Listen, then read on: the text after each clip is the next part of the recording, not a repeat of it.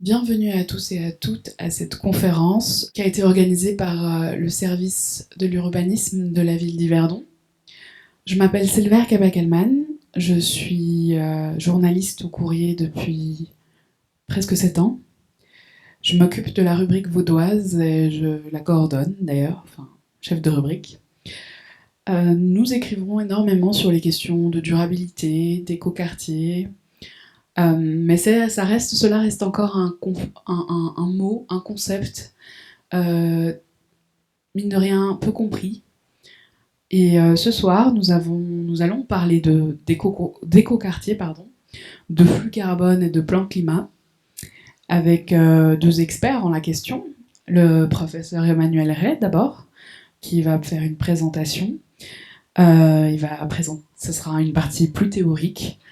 Ensuite, nous aurons Ulrich Lehmann, qui est ingénieur et qui a un regard beaucoup plus pratique de la question. Et du coup, vont pouvoir se compléter. Surtout que M. Lehmann a travaillé sur le PAV, en l'occurrence. Enfin, travaille toujours sur. Mais avant tout, avant de laisser la parole, avant de leur laisser la parole, je vais laisser la parole d'abord à Madame Gouriet du service de l'urbanisme de la ville d'Yverdon. Et moi, je vous retrouve à la fin pour une séance de questions-réponses. Donc, je vous prierai de garder vos questions d'un côté, de les écrire, et on en discute à la fin, tous et toutes ensemble. Et voilà. Bonne soirée, bonne conférence. Bonsoir et bienvenue à toutes et tous à cette 15e conférence portant sur les questions urbaines, intitulée Quartier post-carbone, nouvelle génération d'écoquartiers compatibles avec les plans climat. Alors, la ville d'Yverdon possède une multitude de nouveaux quartiers en cours d'élaboration. L'un d'eux se trouve à un stade relativement avancé et sera mis à l'enquête publique cet été. Il s'agit notamment du plan d'affectation Ancien Stand qui constitue la première partie du puzzle Gare-Lac. Dans le cadre de ces planifications, la ville se pose des questions sur les notions d'écoquartier, un terme qui existe depuis plus d'une vingtaine d'années, mais dont la définition n'a pas cessé d'évoluer depuis. L'objectif de cette conférence sera de comprendre l'évolution justement de cette terminologie et donc définir son contour actuel ainsi que les défis futurs à relever. Je profite d'avoir la parole pour vous préciser quelques points techniques. Cette conférence est rediffusée en ligne. Les micros des personnes qui nous suivent en ligne sont coupés, c'est tout à fait normal.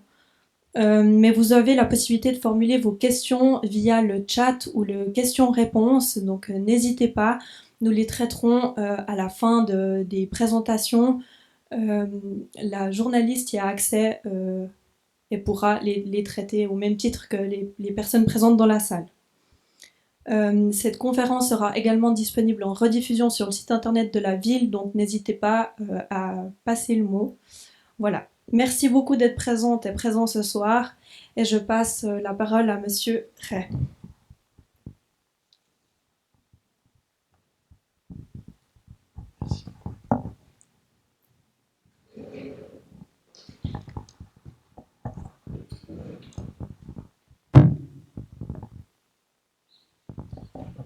Voilà, bonsoir à toutes et à tous. Je remercie la ville d'Yverdon de m'accueillir dans ce contexte, magnifique contexte historique, donc un contexte qu'on va qualifier de pré-carbone, pour parler de quartier post-carbone. Effectivement, c'est une notion qui a pas mal d'actualité, c'est un concept qu'on a développé au sein du laboratoire pour expliquer où on se trouve dans ces questions, avec une vision prospective par rapport à la situation actuelle dans ces questions de climat, d'écologie, de transformation de la ville existante. Et peut-être dans un premier temps, il est un peu important de revenir sur quelques notions théoriques sans se perdre. Je ne vous cache pas que 20 minutes pour expliquer tout ce concept, c'est un vrai défi, donc je vais essayer de m'y tenir sans me perdre dans trop de détails, mais plutôt faire un focus sur les points les plus importants. Alors évidemment, on se retrouve dans une situation actuellement d'enjeux climatiques, on parle de crise environnementale, de climat qu'il faut continuer à protéger, donc l'enjeu du carbone est fondamental, il faut aussi tenir compte qu'il y a un certain nombre d'adaptations qu'on doit faire, qu'on doit penser. La ville, c'est un rythme lent, donc quelque part, ces actions sont assez fondamentales à entreprendre, et les actions qu'on met au début d'une génération sont peut-être perceptibles à la suivante, donc c'est vraiment un système de temps long dans lequel on s'inscrit. La ville le fait de toute façon, mais effectivement, dans ces questions de transition urbaine, comme on l'appelle, donc de passage vers une société décarbonée, c'est un élément assez fondamental. Pourquoi quartier? C'est une échelle sur laquelle on a beaucoup travaillé au sein du laboratoire, mais aussi dans mon activité à l'extérieur en tant que praticien. C'est que c'est une échelle qui est assez intéressante au niveau théorique, mais aussi au niveau opérationnel, parce qu'elle est finalement entre l'échelle de la grande ville où on a des grandes stratégies, l'échelle du seul bâtiment où on ne peut pas aborder de manière tangible et de manière multicritère tous les dimensions de cette question. Donc on se retrouve dans un entre-deux qui est assez intéressant, parce que d'une part c'est circonscrit, donc on peut voir les actions sur une échelle perceptible par rapport à des grands enjeux territoriaux, puis en même temps on peut déjà aborder d'autres critères qu'un seul bâtiment a un peu plus de peine d'aborder. On peut penser par exemple à la notion de mobilité, qui est difficile de traiter à un seul bâtiment, mais à l'échelle du quartier on peut déjà avoir passablement d'éléments intéressants. Et puis, on est justement dans une situation où on est toujours en expérience, en exploration, et effectivement, cette notion qu'on appelle nous aussi quartier en transition, on entre peut-être dans une nouvelle phase, j'y reviens plus tard, de nouveaux types de quartiers en transition, ces quartiers post-carbone, qui est une vision prospective justement pour continuer à développer ces enjeux et puis s'adapter aussi aux nouvelles données qu'on connaît aujourd'hui. Alors, quand on parle de post-carbone, il faut peut-être dire deux mots pourquoi sur le temps du carbone finalement, et on est vraiment dans une ère qu'on peut dire la société carbonée. Quelque part sur ce graphique, vous voyez assez clairement l'augmentation de toutes les consommations d'énergie qu'on a dans le monde depuis, on va dire 1850, comme on le voit ici, et puis on voit que à partir des années 50, mais surtout 60, on a une explosion de la quantité énergétique mondiale qu'on consomme, et puis que en gris, le charbon, le pétrole, le gaz, constitue à partir de là l'énergie principale et constitue encore aujourd'hui près de 70%, voire plus selon les pays, de la consommation énergique globale. Donc on peut en tirer deux leçons assez claires. La première, c'est que c'est un immense défi de se passer des énergies fossiles, parce qu'elles représentent peut-être encore plus que ce qu'on s'en rend compte au quotidien, vraiment l'essentiel de notre moteur, du fuel de notre moteur socio-économique. Donc voilà, c'est un immense défi en soi. Puis il y a un deuxième défi qui apparaît sur ce graphique, c'est qu'en fait, jusqu'à présent, on a plutôt additionné, cumulé les énergies. Vous voyez que, effectivement, le pétrole augmente, il est quasi pas utilisé en 1940, il augmente, mais pour autant, le charbon augmente aussi, le gaz, quand on l'a ajouté, il augmente aussi, et ces énergies se sont cumulées. Donc en part relative, il y a une transition énergétique, en part cumulée, pour l'instant pas. Donc c'est un défi vraiment important, parce qu'on l'a encore jamais fait, de baisser une masse de consommation énergétique et de faire augmenter les parts renouvelables de manière très abondante. Alors ça se passe à l'échelle mondiale, ça se passe aussi à l'échelle plus réduite. Conséquence de ça, augmentation de l'effet de serre. Je ne vais pas m'étendre là-dessus, mais j'aime bien montrer cette courbe qui s'appelle la courbe de Keeling. C'est une courbe qui montre la concentration du CO2 dans l'atmosphère. C'est un chercheur qui a commencé à chercher ça en 1958, puis chaque année il mesure, et on continue aujourd'hui. Et puis on a assez peu de doutes, et on voit assez bien que cette courbe, elle a des variations saisonnières, c'est des petites oscillations qu'on voit, mais elle a une pente assez clairement corrélée avec celle qu'on a vue précédente. Donc il y a cette augmentation de l'effet de serre qui pour l'instant n'est toujours pas maîtrisée. Et puis le deuxième point, c'est que ça induit des dérèglements climatiques. On en entend beaucoup parler. Sur ce schéma, on voit très clairement la moyenne mondiale, qui est une vraie question, et puis la Suisse n'échappe pas à ce réchauffement. On peut avoir en tête que globalement, actuellement, la Suisse se réchauffe 2 fois plus que la moyenne mondiale. Donc quelque part, c'est parce qu'il y a les océans, les continents, différentes orientations, mais on vit donc en Suisse un réchauffement climatique direct. Donc la question de l'adaptation face à ce changement de climat va aussi être un élément important, et dans les villes, un élément très important. Et le graphique s'arrête en 2020, donc c'est l'actualité qu'on a actuellement. C'est encore plus explicite sur certains documents officiels qu'on trouve. Météo Suisse a cartographié la Suisse et a analysé finalement les changements et les éléments, les anomalies par rapport à la moyenne. Sur la gauche, vous avez aussi 1864, et puis sur la droite, vous avez 2022. Quelque part, on voit que toutes les régions sont concernées et que la tendance, elle peut varier d'une année sur l'autre, d'une saison sur l'autre. Globalement, elle est assez clairement corrélée avec la courbe de Killing que j'ai montrée précédemment au niveau mondial. Donc c'est quelque chose qui est un enjeu assez important et qui prend de l'importance en plus de devoir juguler les émissions de carbone. Donc c'est une partie du post-carbone. La deuxième, c'est gérer le changement climatique qui a déjà en fait été induit par les décennies précédentes. Donc ça, c'est l'empreinte, on va dire, climatique de cette conséquence, de cet essor assez incroyable qu'ont eu les énergies fossiles.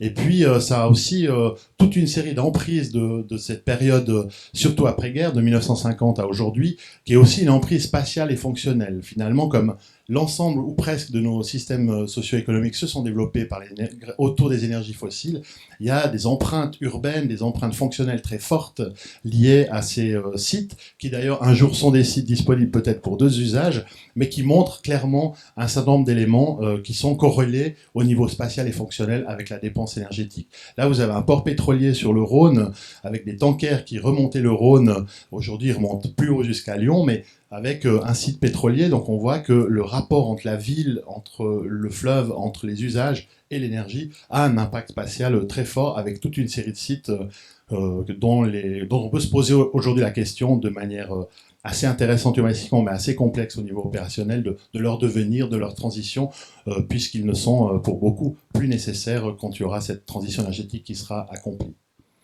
Autre élément, c'est les déplacements. L'emprise spatiale, voilà, le fait d'avoir cette énergie abondante a amené la possibilité dans le territoire de faire beaucoup de déplacements, de le faire beaucoup par rapport à l'usage de la voiture individuelle, qui a simultanément aussi eu un essor incroyable.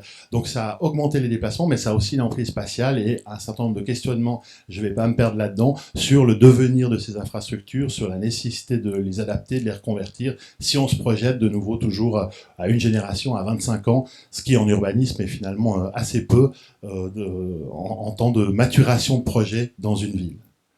Et puis, il y a aussi une possibilité de pouvoir faire la ségrégation fonctionnelle, c'est-à-dire qu'on a pu, en se déplaçant très vite, placer différentes fonctions à différents endroits, souvent étaler la périphérie de manière assez importante. Ici, vous avez une vue du premier centre commercial à Spreitenbach, c'est en 1971 qu'il a été inauguré. C'est typiquement une infrastructure qui n'existerait pas dans une société sans carbone, sans énergie fossile. Avant, il n'existait pas. Là, il a été inauguré juste avant le choc pétrolier, mais il a continué à impulser cette possibilité. C'est cette possibilité de déplacement automobile et d'énergie abondante. Donc, si on l'a moins, si on l'a plus, forcément, les modèles fonctionnels, urbains et l'empreinte spatiale de certaines traces du passé vont poser question, au même titre qu'on n'a plus trop besoin de châteaux forts aujourd'hui pour défendre Yverdon, et on en fait d'autres fonctions ce soir. Et puis parfois c'est en périphérie, parfois c'est au cœur des villes. Ici vous avez une vue de la place du marché à Vevey, qui était un lieu de rencontre très fort par le marché, qui est occupé par un parking toujours aujourd'hui, qui pose 18 000 questions localement. Comment on résout cet élément? Je pense qu'il y en a aussi pas très loin d'ici des questions similaires. Donc ces espaces finalement offrent à la fois une opportunité, peut-être pour d'autres usages, puis à la fois un vrai enjeu de substitution et de réorganisation fonctionnelle des villes. Ça fait partie de cette question de l'ère post-carbone. Alors, un des points qu'il faut savoir, c'est que effectivement, les politiques publiques s'inscrivent aujourd'hui dans une trajectoire décarbonée. Donc, il y a beaucoup d'objectifs qui sont annoncés pour finalement faire limiter le changement climatique, donc réduire les émissions de CO2 pour permettre de faire cette transition. Sur ce graphique, vous avez différentes courbes par rapport à l'accord de Paris, la limitation à 1,5 degré. Une autre par rapport à 2 degrés, une autre courbe encore, enfin plusieurs courbes grises qui sont l'estimation simulée globalement, mondialement de toutes les politiques en vigueur, où là on parle d'un réchauffement qui oscille entre 2,2 et 3,5 degrés. Quelque part, ça veut dire qu'en fait, il y a objectivement un incertain, on ne sait pas encore exactement, on sait qu'on rentre dans une nouvelle ère, on sait que toutes les politiques travaillent plus ou moins, et puis les réserves diminuent dans les décennies qui sont devant nous à réduire cet élément, mais il y a un certain incertain, c'est intéressant comme expression, une certaine incertitude qui demeure quant à l'ampleur des éléments. Par contre, on est assez au clair qu'on doit travailler sur l'adaptation. et puis on doit poursuivre la limitation pour arriver à passer dans cette nouvelle ère. Donc quelque part, si on prend le schéma plus simple que se dotent beaucoup de pays, dont la Suisse, c'est de dire, voilà, par rapport à une courbe noire que vous voyez sur le haut ici dans le temps, vous voyez 2020 en gras sur la gauche, et puis 2050 un petit trait, donc on va dire c'est dans une génération, hein, c'est que dans 26 ans, 2050, quelque part, on se dit, voilà, il faut avoir une réduction assez forte en substituant les énergies fossiles par d'autres énergies, en économisant l'énergie et les besoins nécessaires pour y arriver, donc en étant moins dépendant finalement de la quantité d'énergie et en utilisant des énergies renouvelables pour répondre aux besoins restants. Et puis globalement, le complément, c'est ce que vous voyez en rouge, c'est qu'en 2050, on n'arrivera pas à, on va dire, zéro émission de CO2, les processus seront toujours là, et donc il est prévu d'avoir un seuil, on parle d'émissions négatives ou de captage du CO2, où on va essayer par des moyens je dirais biologiques, planter des arbres par exemple, ou bien par des moyens techniques, des captages du CO2 pour le remettre dans le sol, pour essayer d'arriver à cette neutralité carbone qui est le plan finalement stratégique que s'est donné l'accord de Paris et qui est transposé ici en Suisse. Après, on peut avoir une petite ironie sur Sapiens, sur nous-mêmes. On aura peut-être un jour passé 2 siècles à faire sortir le CO2 du sol, et puis on va mettre 2 siècles à le remettre dans le sol. On peut dire que c'est un processus assez complexe qu'on a développé, mais ça fait partie des conditions cadres dans lesquelles on inscrit finalement l'évolution et la transition des villes aujourd'hui. Donc finalement, plus que l'ampleur, c'est peut-être les principes qui sont importants à avoir en tête avec ce type de diagramme. Alors, sans vous assommer de chiffres, un deuxième point assez important, donc quand on s'inscrit dans cette trajectoire décarbonée, la Suisse s'est donné de l'objectif politique de le faire. On a aussi voté sur une loi climat, on a voté sur une stratégie énergétique. Beaucoup de modalités sont encore ouvertes, mais on a donné ce principe d'aller vers cette transition et d'être en 2050 avec une réduction assez forte qui sera compensée par ces fameuses émissions complémentaires. Et c'est assez intéressant de voir ce graphique parce qu'on voit les émissions totales émises sur le territoire suisse en 1990, ce que vous voyez sur la gauche. Et puis ensuite, vous voyez l'évolution jusqu'en 2010 où elles tendent plutôt à augmenter un peu. En 2020, elles auront baissé par rapport à 1990 d'environ 20%, pour faire simple. Et puis on voit que l'effort qui est attendu dans les 3 décennies qui sont devant nous, donc 30, 40, 50, on mesure assez clairement la courbe de baisse qui est prévue, ou qui est ambitionnée, on va dire, pour parvenir à arriver à cette faible émission de carbone résultant et cette possible neutralité carbone par des mécanismes de captage complémentaires. Donc on peut dire qu'on doit faire 2,5 fois en permanence l'effort qu'on a fait si on veut atteindre ces objectifs dans les décennies devant nous que ce qui a été fait dans les décennies précédentes. Donc c'est pas impossible de l'atteindre, mais il faut mesurer que c'est un immense effort qui est sollicité. Et puis alors quand on parle d'urbanisme, de ville, de quartier, on voit que les différentes couches qui constituent les émissions de CO2 du bilan national concernent tous les domaines par définition. Et puis on peut voir par ça ce qu'on attend de nous quand on est urbanisme dans cette transition. Alors on se rend compte que voilà, il y a finalement une nécessité de conserver de l'industrie, un petit peu des transports, mais de l'agriculture, d'autres éléments, un transport international réduit mais qui existe encore, et puis énormément de réductions qui sont attendues sur la partie bâtiment et transport. Et c'est là que finalement la notion de quartier post-carbone entre aussi en interaction, parce que c'est aussi là que des mécanismes de réduction seront nécessaires, tout en offrant un cadre de vie qui soit le plus agréable possible pour les usagers. Donc on voit que les questions de cadre bâti, d'urbanisme, ont joué un rôle très important dans la société carbonée, on va dire. Et puis, dans l'autre sens, finalement, il y a aussi une attente assez forte sur ces différentes positions. On ne fera donc pas la transition sans une transition urbaine, pour le dire de manière assez explicite et assez simple. Alors aujourd'hui, il y a quelques principes aussi d'action avant d'entrer à l'échelle du quartier qui sont peut-être intéressantes à soulever. Le premier, c'est que on a quand même affaire à des villes déjà existantes. On dit parfois que 80% de la ville du futur existe déjà, donc il s'agit peut-être moins de penser les villes du futur que le futur de la ville, c'est-à-dire comment on adapte les territoires urbains aujourd'hui qui sont assez différents, qu'on soit au centre-ville ou dans une commune suburbaine, ou peut-être même plus en périphérie, en périurbain. Tout ça, c'est des territoires urbains, ils sont considérés comme urbains aujourd'hui, et puis effectivement, pour y arriver, l'idée c'est de consommer moins de sol, donc il y a la notion d'urbanisation vers l'intérieur, régénérer ce qui existe déjà avant d'étendre le territoire comme on a pu le faire avec l'étalement urbain, faire des mobilités décarbonées, donc s'affranchir de cette dépendance au transport individuel exclusif, où on est dépendant parce qu'il n'y a pas d'autres possibilités, donc comment par les transports publics, par la mobilité douce, on peut trouver d'autres éléments, et puis adaptation climatique, comme je le disais précédemment. Donc on voit que c'est un processus de cadre bâti qui correspond à ce qu'on a pu expliquer au niveau de la société précédemment, où le cadre reflète finalement assez logiquement le contenu et le contenant des activités humaines, essaie de trouver une certaine cohérence, donc la transition parle de ça. La difficulté, c'est qu'il ne s'agit plus de construire une cité idéale au milieu des champs qui enfin fonctionnerait parfaitement. Il s'agit de travailler sur l'existant, savoir où dans une agglomération, où dans une ville, on peut agir pour réorienter le modèle vers ou le fonctionnement de ce fameux palimpseste séculaire comme il est évoqué parfois. Autre action, il ne s'agit pas d'avoir une recette, il n'y en a pas, et puis de la faire simplement, et puis de l'appliquer à chaque endroit. Donc la diversité des territoires urbains, ici vous avez sur cette carte tous les territoires statistiquement considérés comme urbains en Suisse. Vous voyez très bien qu'il y a les centres-villes de manière assez logique. Il y a aussi des territoires plus périphériques, moins denses, différents, parfois interconnectés entre deux centres, qui ont le statut statistique d'être urbains. Donc il y a aussi dans les projets à s'adapter à chacune de ces situations. Et même si le but est commun, la philosophie d'intervention peut être la même, chaque site, chaque quartier aura aussi sa propre logique et son propre caractère pour s'intégrer justement à cet ancrage local qu'on recherche aussi dans ce type de projet.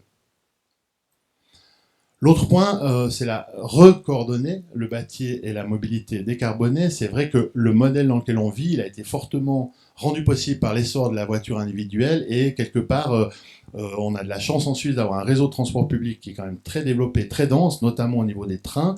Mais effectivement, dans le futur, on peut voir sur ce schéma encore plus les endroits où les choses vont se passer pour sortir de cette dépendance aux énergies fossiles pour la mobilité, vont se passer près des nœuds de transport public. Alors ça peut être la gare centrale, ça c'est déjà une évidence dans beaucoup de villes, ça peut être un arrêt important d'une voie de tram ou d'une voie de train régional, ça peut aussi être un bus. Donc on voit une espèce d'imbrication dans le territoire, vous voyez sur le schéma, de chercher ces endroits où on a des nœuds de transport public, du potentiel d'évolution, pour créer finalement ces quartiers post-carbone. Et puis sur la droite, vous avez un schéma fonctionnel avec habitat, travail, loisirs. C'est un peu le schéma, on dirait, si on zoome sur un de ces nœuds, sur cette carte, proche des transports publics, dans quelle mesure on peut mettre de l'habitat, du travail, des loisirs, différentes fonctions, qu'on peut atteindre finalement à pied, à vélo, à mobilité douce, pour pouvoir peut-être parcourir les choses de manière simple, et puis si on a besoin d'autres fonctions, par les transports publics se rendre, on va dire, dans le nœud suivant. Donc l'idée, c'est pas que tout le monde habite et travaille au même endroit, comme ça a pu l'être dans les siècles précédents, mais trouver le moyen de peut-être favoriser le passage d'un de ces éléments du système. Nous, on parle de nodularité, donc de ces nœuds, pour pouvoir avoir moins cette répartition où je travaille à un endroit, j'habite à un autre, je me divertis à un troisième, et je suis dans des milieux, si c'est pas assez dense, je ne peux pas le faire autrement, quasiment avec la distance qu'avec la voiture individuelle. Donc il y a un enjeu de structure du territoire autour de la mobilité qui apparaît. Ensuite, les polarités bioclimatiques, donc cette notion de quartier, comme je disais, c'est une échelle intermédiaire entre toutes les échelles de territoire, donc on a même le territoire national dans la plus haute échelle, et puis on a finalement à l'autre bout du spectre l'usager qui a sa vie quotidienne dans un cadre bâti, et finalement la notion de transition urbaine, elle gravite autour de ces trois échelles qui sont un peu une interface entre le terrain, on va dire bottom-up pour dire un mot, et puis les grands plans stratégiques top-down, et puis à cette rencontre, le quartier, comme on le voit sur ce schéma, est assez intéressant pour pouvoir aborder passablement de questions en lien avec cette notion de transition vers cette société décarbonée, et donc d'où cette notion de quartier post-carbone. Peut-être un point sur la diversification des morphologies et des typologies. Je l'ai dit précédemment, il n'y a pas de recette. Et puis il y a un deuxième point très important qui est souvent un petit peu mélangé, c'est la notion de densité, c'est-à-dire combien de personnes habitent sur un territoire, dans le cas présent sur un hectare, et puis la forme des bâtiments. Et très vite, on dira, on va pas mettre des tours dans l'entièreté de la Suisse pour densifier. En fait, quand on regarde en urbanisme assez précisément, si les bâtiments deviennent plus hauts, ils ont plus de distance entre eux, c'est un peu logique de gabarit et d'accès à la lumière. Et donc, finalement, sur ce schéma, il est assez intéressant parce que vous avez une représentation schématique de la même densité. Dans le cas présent, c'est 76 logements par hectare. Et puis, ça peut être une tour, ça peut être des villas en rangée, ça peut être un îlot ouvert avec des bâtiments périphériques collectifs. Les trois ont la même densité. Donc en fait, le fait de dire on va densifier sur mesure, habilement, projet de transport public à certains endroits, ne dit surtout pas encore la forme des bâtiments. Ils vont dépendre de chaque endroit, de chaque projet, et puis des excellents architectes invités à travailler sur les différents sites. Mais là aussi, il n'y a pas de recette, et c'est pas automatiquement des tours qui donnent la réponse. Et puis le dernier point, la question de s'adapter avant de montrer quelques exemples rapidement, le fait de s'adapter au dérèglement climatique. Alors ça, on a une situation donnée, on lutte dans les politiques publiques, dans les projets pour essayer de limiter l'émission de CO2 déjà depuis pas mal de décennies. Malheureusement, le processus est enclenché d'un certain dérèglement climatique dont l'ampleur n'est pas connue, mais on sait que voilà, il va y avoir un réchauffement sous nos latitudes et en Suisse en particulier à gérer. Et dans les villes, on a tendanciellement moins d'espace vert, moins de verdure que si on est au milieu de la campagne. Donc c'est un enjeu assez fondamental. Donc sur ce schéma, vous avez finalement le taux de végétation du Grand Paris. Donc on voit assez bien où est le centre et puis ce qui se passe en périphérie, et on devine bien que le faible taux de végétation au cœur de la ville historique de Paris, intramuros ou intra-périphérique pour être plus précis, il y a des enjeux assez majeurs si aujourd'hui déjà on a des surchauffes, de surchauffe. Et j'ai eu la chance de suivre un étudiant à l'EPFL qui a dit voilà, moi je vais au cœur du sujet, je prends un îlot de la ville historique dense, un îlot haussmannien, et puis j'essaye de voir entre l'existant que je peux conserver, adapter, et puis peut-être quelques démolitions précises, essayer de créer la manière d'avoir un élément de fraîcheur au cœur de l'existant qui n'existe pas aujourd'hui, tout est asphalté, et puis de créer aussi des fonctions complémentaires pour que les familles puissent y habiter. Le projet s'appelle Urbanité familiale. Alors, c'est un peu abstrait, je ne vais pas entrer dans les détails, mais vous voyez une partie des bâtiments conservés, transformés, des ajouts d'ombrage, qui sont aussi les espaces extérieurs des logements, des bâtiments qui viennent s'accrocher en reconnaissant les géométries, et donc faire d'un cœur d'îlot inconfortable et en surchauffe, en fait, un moteur de la vitalité urbaine pour pouvoir adapter les éléments, et puis faire avec l'existant, tout en finalement l'augmentant de besoins programmatiques et climatiques. Alors, quand on parle de quartiers en transition et de quartiers post-carbone, pourquoi peut-être on peut essayer de situer ça dans le temps? Il faut savoir que c'est une question, cette notion de quartier qui prend la durabilité comme thème, existe, enfin, est en travail déjà depuis le début des années 2000. Donc, en soi, maintenant, on a un certain recul et on peut un peu analyser 3 générations, et on serait à la 3e génération avec les quartiers post-carbone, autour de ce thème, prendre la transition, la durabilité, comme un élément de transformation de la ville vers plus d'écologie. Et peut-être la première génération, ici une image du quartier Écoparc à Neuchâtel, sur le plateau de la gare, qui a été fait sur une ancienne friche ferroviaire et artisanale. Des bâtiments ont été conservés, d'autres bâtiments ont remplacé les anciennes halles et les voies de chemin de fer et les quais qui s'y trouvaient. Et finalement, le quartier fait partie de cette génération de démarches pionnières, c'est-à-dire qu'on montrait ce qui n'était pas du tout évident à l'époque, la possibilité d'un retour en ville et d'utiliser ce type de secteur proche des transports publics, la gare en l'occurrence, avec une mixité de fonctions pour offrir justement un nouveau cadre de vie qui finalement fait une régénération urbaine et crée des nouveaux lieux collectifs d'échange, d'appropriation au cœur de la ville sur des anciens sites déjà bâtis. Donc il y a toute une série de projets en Suisse et en Europe qui participent à ces démarches pionnières. Je crois qu'on est entré ensuite dans une deuxième phase, qui est peut-être celle qu'on voit aujourd'hui. On peut parler de démarches labellisées, c'est-à-dire que les grilles de critères se sont institutionnalisées, il y a des définitions, qu'est-ce qu'un écoquartier, qu'est-ce qu'un quartier durable, et il y a toujours débat sur chaque critère, sur chaque projet, mais globalement, il y a même des labels qui sont donnés pour certains sites. Donc on a vu apparaître des grilles de lecture assez élaborées et une grande quantité de projets. Et il ne faut pas être candide par rapport à ça. Il y a aussi des projets extrêmement intéressants et écologiques qui n'ont pas d'étiquette, et puis il y en a d'autres aussi qui ont une grande étiquette et qui finalement ne remplissent pas forcément les promesses sur tous les critères. Donc je pense que c'est une phase où peut-être des projets parfois s'appellent à tort aussi sous cette étiquette écoquartier, mais globalement, on est quand même dans une phase où dans les pratiques, un certain nombre de critères sont pris en compte pour ces nouveaux quartiers. Peut-être un des éléments qu'on peut voir apparaître comme risque, c'est la répétition de modèles un peu identiques dans des villes différentes, donc ça pose une question. Et la deuxième chose qui apparaît assez souvent, au vu de la complexité de récupérer les bâtiments existants, il peut y avoir une tendance à la table rase, c'est-à-dire à démonter tous les anciens bâtiments et reconstruire un nouveau quartier, ce qui, à l'échelle d'un quartier, peut parfois faire perdre un peu d'identité au lieu et mettre beaucoup de temps à être réapproprié par des usagers. Ça peut parfois très bien fonctionner, parfois un peu moins. Ici, j'ai juste mis un plan de situation à Zurich, donc c'est le quartier du Freilager à Zurich, des anciens ports francs, où des bâtiments ont été conservés, d'autres ont été rehaussés, des bâtiments nouveaux ont été construits en matériaux biosourcés, en bois, et puis ils bénéficient d'abord assez intéressants par des jardins potagers partagés. Vous voyez derrière la surélévation de bâtiments, la transformation d'existants, des nouveaux bâtiments, et c'est un quartier qui a été terminé en 2017, il y a une deuxième étape maintenant, qui a vraiment ensuite reçu beaucoup de reconnaissance pour son travail au niveau énergétique, au niveau de plein d'aspects. On va dire il est un peu sur l'avancée en termes d'écologie de cette génération des démarches labellisées, et puis peut-être un assez bon exemple de ce qui se fait maintenant.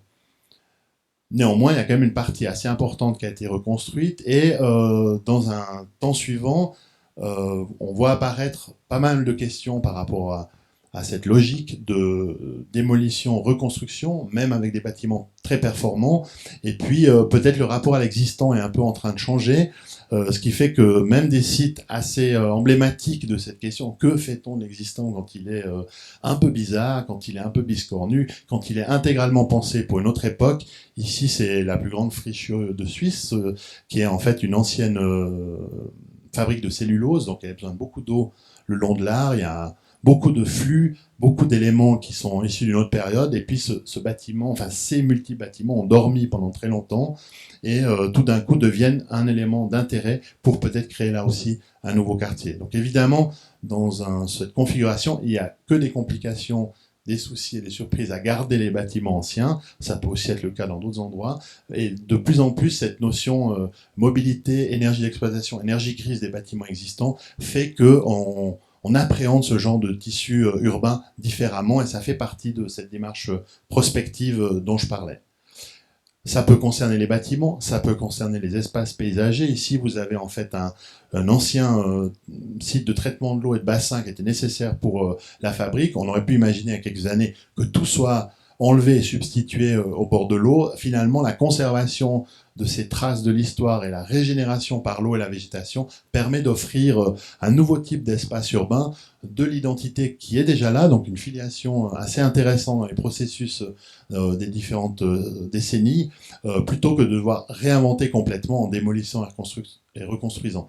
Donc évidemment, c'est hybride, évidemment, ça questionne, évidemment, il y a plusieurs couches d'histoire qui se superposent, mais c'est peut-être aussi là qu'il y a un intérêt, que c'est quelque chose de potentiellement assez intéressant. Et puis l'image qu'on avait finalement mis pour la conférence, c'est un concours auquel on a eu la chance de participer avec mon bureau, sans gagner, hein, ça fait partie de la vie d'architecte, mais notre idée était justement sur cet élément de proposer la récupération de certains bâtiments, vous le voyez assez clairement sur l'image, la création de nouveaux volumes, donc c'est pas un statu quo, hein, toujours, ça peut être une surélévation de bâtiments comme vous les avez ici en bois, donc de travailler sur ces hybrides de construction écologique, conservation de l'existant, et puis on imaginait créer une faille, vous voyez, entre ces deux volumes avec des passerelles pour les accès, en ayant aussi là un espace qui soit bien ventilé pour la ventilation naturelle, et puis un espace filant bioclimatique avec la végétation entre deux. Donc on n'a pas gagné le concours, mais je continue d'en parler avec beaucoup d'intérêt. Voilà. Donc quelque part, c'est pour dans cette phase de démarche prospective, on sent globalement qu'une troisième génération pourrait arriver. Elle renie pas les autres aspects.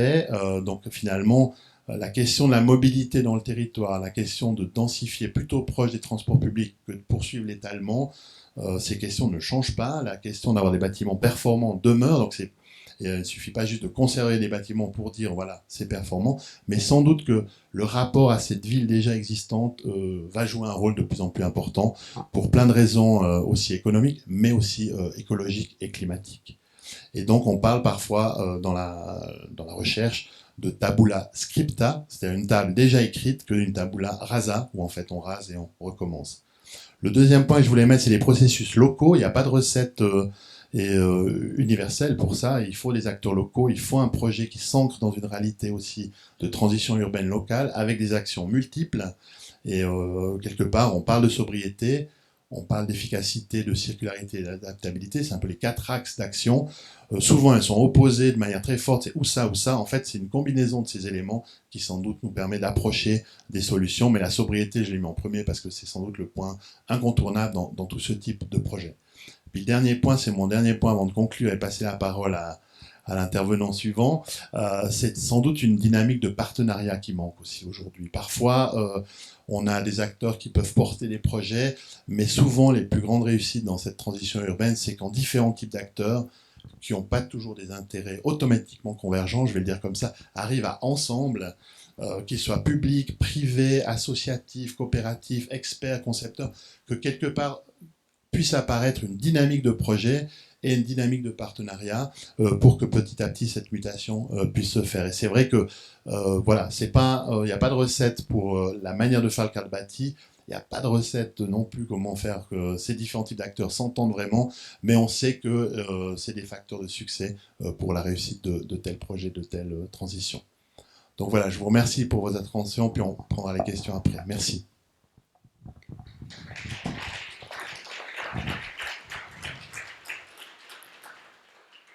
Merci beaucoup.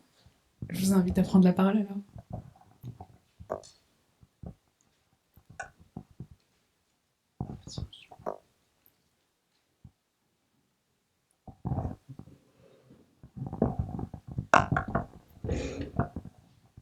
Alors, bonsoir mesdames et messieurs.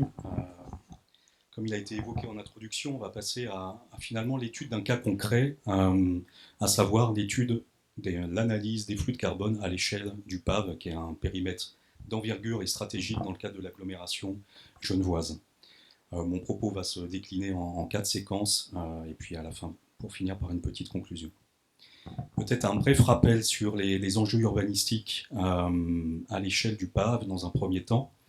On connaît tous la problématique de la pénurie de logements à Genève, et puis très tôt, les autorités locales ont identifié ce périmètre du PAV comme étant effectivement un périmètre aujourd'hui encore assez mono-affecté, avec un héritage industriel assez important, comme étant un périmètre pertinent pour l'accueil de futurs logements et répondre en partie à cette pénurie qui sévit à Genève depuis quelques années, voire décennies maintenant.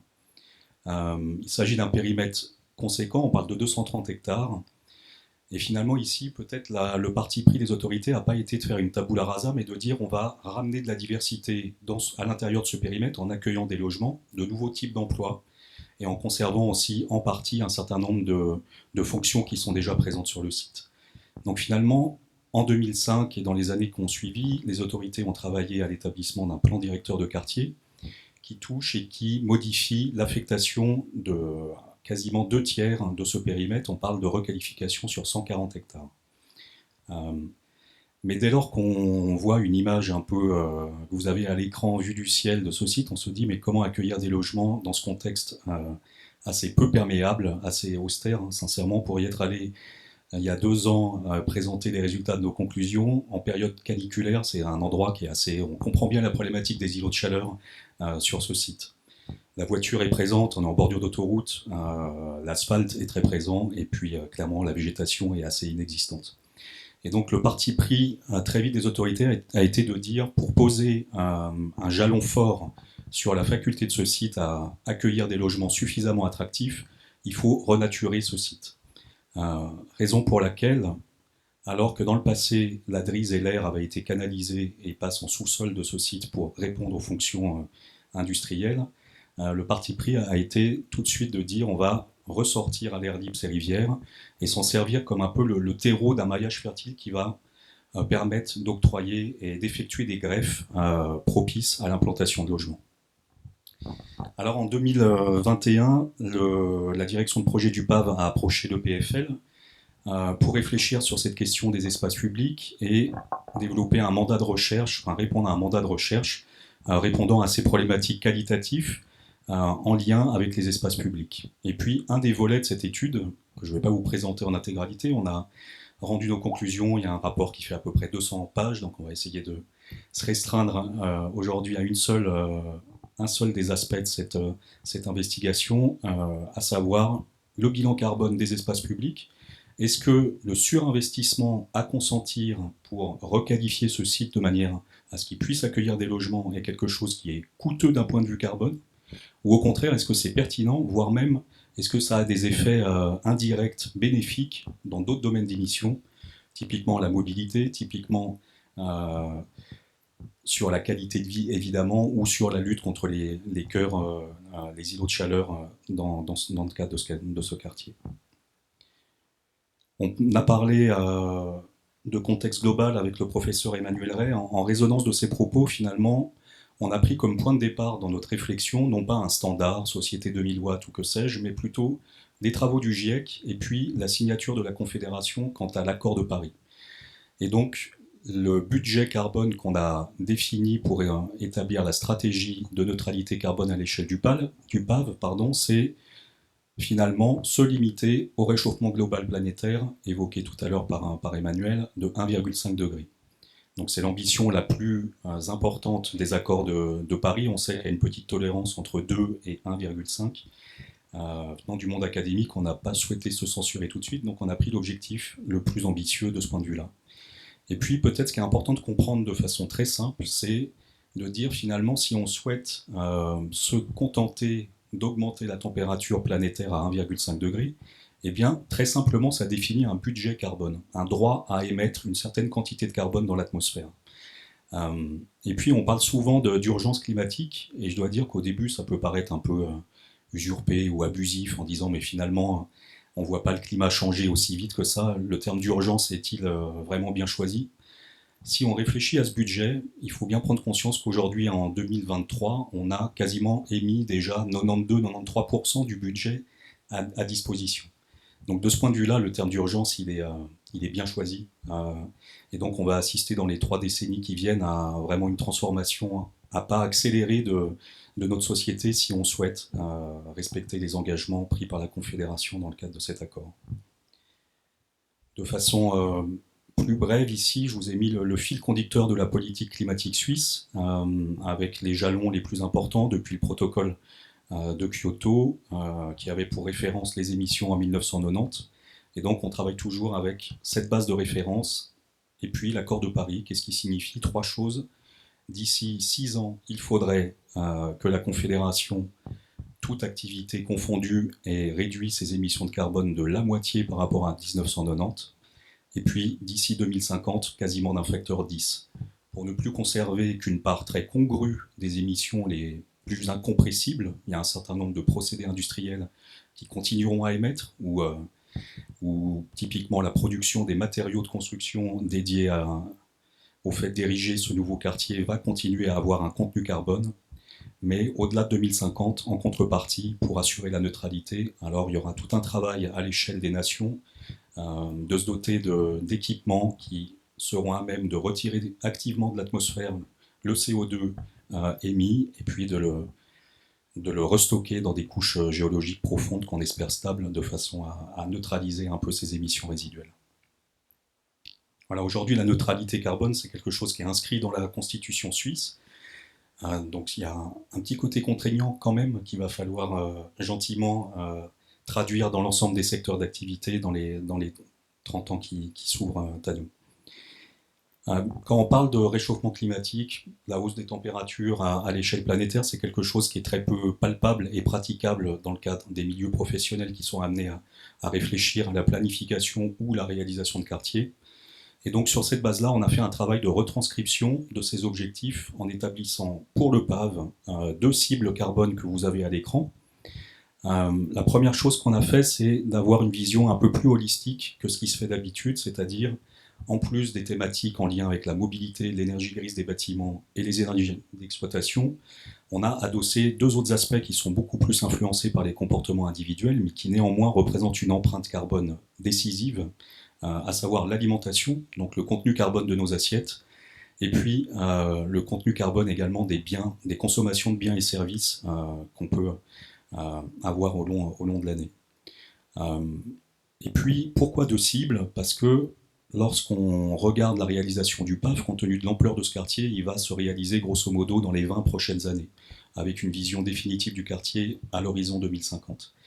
Et donc aujourd'hui, on a un état de l'art, typiquement lorsqu'on parle de matériaux de construction, qui est existant, raison pour laquelle on a fixé une cible particulière pour les matériaux de construction à 9 kg de CO2 par mètre carré par an.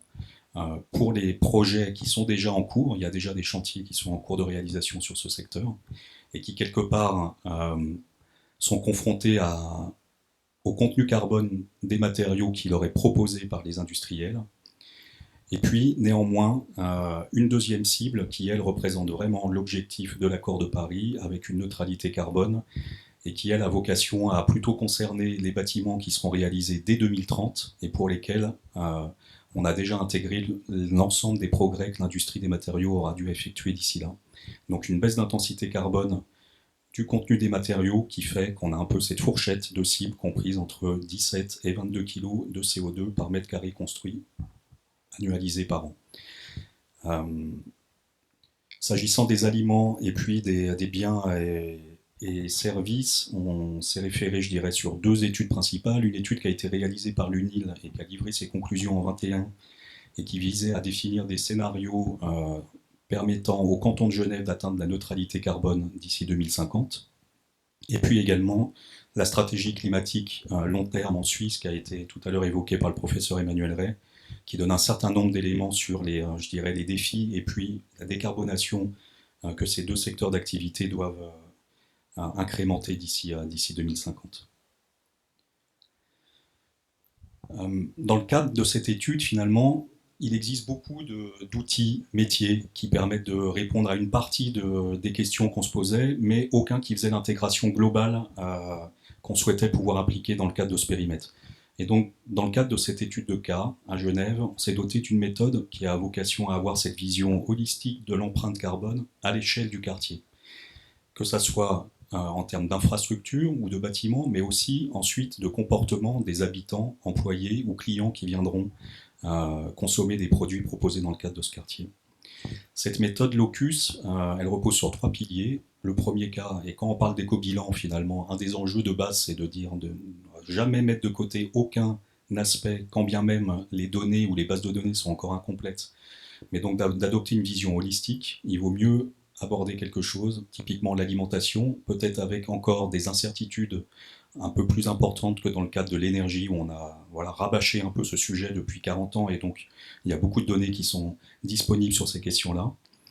Donc, éluder aucune question, avoir une vision holistique, dresser l'ensemble des flux de carbone, c'est-à-dire l'ensemble des émissions résiduelles qu'on va générer par le fait de créer ce nouveau quartier, et puis aussi en contrepartie, identifier les éventuels puits de carbone qui sont présents sur le site et qui vont permettre de réduire finalement les émissions nettes.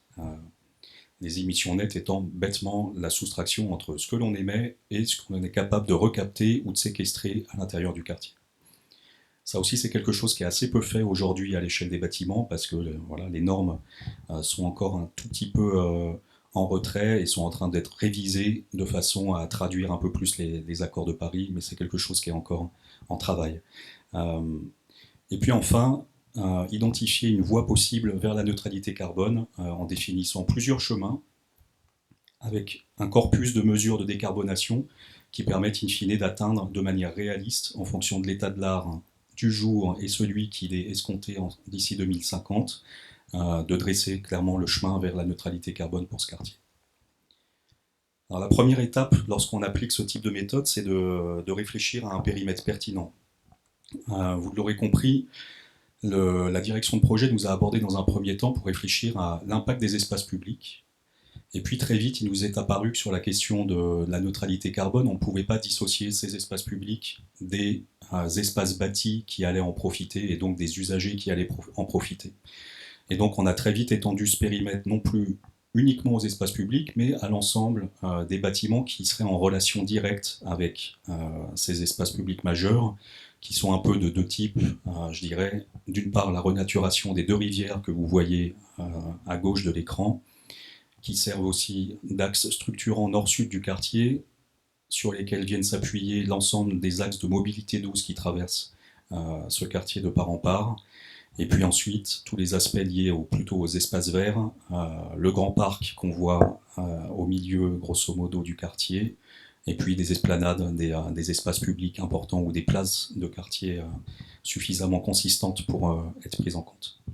Voilà, in fine, sur ce périmètre, cela représente grosso modo, sur les 140 hectares que j'évoquais tout à l'heure, qui vont être qualifiés dans les 20 prochaines années, grosso modo 70%. Donc on a un échantillon qui est assez stable et consistant pour vraiment dresser la capacité du PAV à atteindre la neutralité carbone ou non, ou en tout cas à quelles conditions. Exhaustivité, elles sont de deux ordres lorsqu'on parle d'un périmètre aussi important. C'est une exhaustivité spatiale, mais tridimensionnelle presque. Dans le cadre de cette étude, on a voulu aller jusqu'au bout du moindre détail, dans le sens où on a considéré les réseaux d'énergie, réseaux de chaleur, réseaux d'assainissement, etc. Donc tout ce qui se passe sous la surface de la Terre. Ensuite, la nouveauté clairement identifiée de cette étude, c'est de prendre en considération la trame bleue, la trame verte, la trame grise, les espaces publics, et puis bien évidemment les volumes bâtis en lien avec le programme de logement, d'activité, de commerce, etc. Ont été également intégrés dans ce modèle-là l'ensemble des locaux de services et qui sont à cette échelle du PAV quelque chose qui est vraiment pas négligeable. Si on parle typiquement du stationnement des locaux de services, buanderies, locaux techniques, etc., ça représente 400 000 m² à construire en plus des 1 600 000 m² de logements et d'activités. Donc on voit que ça a un impact, toutes ces choses ont un impact. Le fait d'avoir une politique de limitation du recours aux véhicules individuels a aussi un impact bénéfique sur la limitation des mètres cubes de béton qu'on va mettre en œuvre lors de la réalisation de ce quartier. Donc, deux dimensions, je disais, une dimension spatiale, mais aussi une dimension temporelle.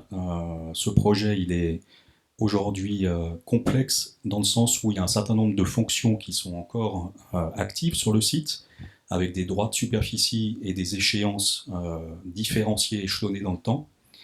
Et par conséquent, on a un étapage de projet qui est aussi induit par ces échéances de droits de superficie qui fait qu'il y a un certain nombre de travaux provisoires qui vont devoir être établis. La renaturation de la rivière, de la Drise, elle va se passer en étapes de façon à être présente à l'arrivée des premiers habitants, typiquement au sud du quartier à Grosselin et dans le secteur de l'Étoile. Mais des DDP en cours dans le secteur du parc font qu'on aura un aménagement provisoire avec un tracé, puis 10 à 15 ans plus tard, une démolition partielle pour une reconstruction dans le tracé définitif. Voilà, donc, tous ces éléments d'étapes intermédiaires ont également été intégrés de façon à avoir un éco-bilan qui soit au plus proche de la réalité du projet. Ensuite, ce qui est très important lorsqu'on parle de scénario, c'est de dire il faut qu'on ait une traçabilité des flux de carbone. Pour plusieurs raisons. La première, c'est de façon à établir des scénarios ensuite de décarbonation et de dire quels sont les bras de levier sur lesquels je peux agir le plus efficacement pour réduire l'empreinte carbone du quartier. Donc, traçabilité des flux de carbone et également de garder la vision des liens entre les différents domaines d'émission. J'évoquais tout à l'heure la mobilité, une politique de maîtrise ou de limitation du nombre de places de parc va être bénéfique sur l'impact de la mobilité, mais aussi sur l'énergie grise. Inversement, le fait de réaliser des axes de mobilité douce va augmenter l'impact carbone lors de la réalisation de ces axes en tant que tels, mais va se traduire par, idéalement, et on l'espère, une amélioration du report modal lors de la livraison du quartier, et donc une réduction de la part de la voiture individuelle au bénéfice de la marche ou du vélo, et donc finalement un abaissement de l'empreinte carbone globale. Alors pour ce faire, on a établi une matrice tridimensionnelle. La première dimension, c'est une dimension spatiale, géographique, depuis le quartier jusqu'au secteur, jusqu'aux espaces publics ou aux espaces bâtis. Ensuite, des domaines d'émission, je les évoquais tout à l'heure, l'alimentation, consommation de biens et services, énergie grise, énergie d'exploitation ou mobilité. Et puis ensuite, vraiment des travaux ou des éléments de construction intrinsèques au quartier. On en a ici une petite liste sur les espaces publics ou les espaces bâtis, typiquement les travaux préparatoires, les travaux d'excavation, etc., jusqu'à la réalisation des domaines publics, que sais-je. Sans rentrer dans les détails, ce qui est important peut-être de mentionner ici, c'est qu'en face de ces émissions, donc des travaux nécessaires pour la réalisation de ces ouvrages et des émissions de carbone que cela induit, on a aussi identifié déjà à ce stade les puits de carbone pouvant être associés à ces espaces. Sur les espaces publics, on a un projet paysager qui prévoit l'implantation de quelques 1200 nouveaux arbres. Leur croissance durant la vie du quartier va permettre de séquestrer une certaine quantité de CO2 en compensation des émissions des futurs habitants. S'agissant des espaces bâtis, de la même manière, au plus on va dans le mode constructif des bâtiments introduire des matériaux biosourcés, et au plus on va séquestrer et créer un puits de carbone temporaire durant la durée de vie des bâtiments, mais un puits de carbone réel à l'intérieur de ces matériaux, typiquement du bois, si on promeut la construction de bâtiments en bois sur ce quartier. Donc voilà, il y a des plus et il y a aussi des moins. Et puis, une fois qu'on a fait cette caractérisation dimensionnelle du quartier, en termes de densité construite, mais aussi de densité humaine, il s'agit de qualifier l'ensemble des comportements et aussi l'ensemble, je dirais, des éléments constructifs ou de la production d'énergie ou des flottes de véhicules, ça à différentes échéances de temps. Si je prends l'exemple de la mobilité, on a une situation actuelle genevoise bien connue dans le cadre du micro-recensement qui a été effectué par la Confédération en 2015, qui a donné lieu à des suréchantillonnements à l'échelle de l'agglomération genevoise. Donc on connaît les habitudes de mobilité à proximité de ce quartier-là. On connaît l'efficacité de la flotte de véhicules, que ce soit des transports publics ou des véhicules individuels. Et puis on connaît aussi, je dirais, à futur, quelle sera d'ici 2050 l'efficacité de ces flottes. Et donc en faisant ça et en visant une cible de neutralité carbone, on est capable de définir le type de comportement qui serait souhaitable à cet horizon, et donc le report modal, clairement, qu'il faudrait viser dans le cadre de ce quartier. Cela permet après de traduire, je dirais, une politique de limitation du nombre de véhicules individuels, de mesures en faveur de la mobilité douce, etc. Avec ce corpus de mesures de décarbonation, on les a combinées les unes avec les autres de façon à générer finalement 4 scénarios d'intensité carbone décroissante partant de l'état actuel 2021 à Genève, où on voit que selon les comportements actuels et l'état de l'art, en termes de construction de bâtiments, on émettrait, s'il n'y avait pas des ambitions supérieures pour ce périmètre, à peu près 12 tonnes de CO2 par personne et par an. Et puis on a constitué un deuxième scénario qui vise à répondre à l'objectif 2030 de l'accord de Paris, donc le scénario transition. On voit qu'on limite les émissions grosso modo à 5 tonnes par personne. Et puis 2 scénarios qui s'inscrivent vraiment dans la neutralité carbone, un scénario captation et un scénario sobriété, qui eux réduisent à sa part la plus congrue les émissions de carbone et qui ensuite pour le reste s'en remettront à la Confédération pour se doter d'installations collectives à l'échelle du pays pour capter ces émissions résiduelles. Le scénario captation, voilà, il a un tout petit dépassement qui lui imposerait de se doter d'une installation de captation active du carbone à l'échelle du quartier si on souhaitait vraiment pouvoir, je dirais, dire que ce quartier est neutre du point de vue carbone. Voilà, je prends juste un exemple, agriculture, alimentation, qu'est-ce que ça signifie? Aujourd'hui, on émet grosso modo dans nos assiettes 2 tonnes de CO2 par personne et par an. L'objectif 2050 qui est retranscrit dans la stratégie climat long terme de la Suisse, c'est de diviser par 4 cette empreinte. Et puis concrètement, qu'est-ce que ça signifie? L'OMS a beaucoup travaillé à l'établissement d'une assiette à la fois santé et durabilité. Et donc on a pris cette hypothèse alimentaire dans ce cadre-là, de façon à ne pas mettre en péril la santé au profit évidemment des économies carbone. Et donc ça signifie grosso modo un régime méditerranéen à 80-90% végétarien. Donc on voit un peu les changements de comportement. On dit que les modes de vie mettent 1 à 2 générations avant de vraiment se modifier. On voit l'ampleur ici, compte tenu de nos habitudes actuelles alimentaires. Voilà, il y a d'autres aspects sur lesquels on peut jouer, mais qui n'ont pas un impact aussi important que clairement nos habitudes. Je pense à la limitation du gaspillage, à ce genre de choses qui vont amener un petit peu d'eau au moulin, mais sans une réduction de la part carnée dans notre alimentation, on n'arrivera pas à atteindre des objectifs de neutralité carbone sur ce domaine-là, sauf à dire on fait cette impasse sur ce domaine et puis on mobilise des péréquations carbone sur d'autres domaines.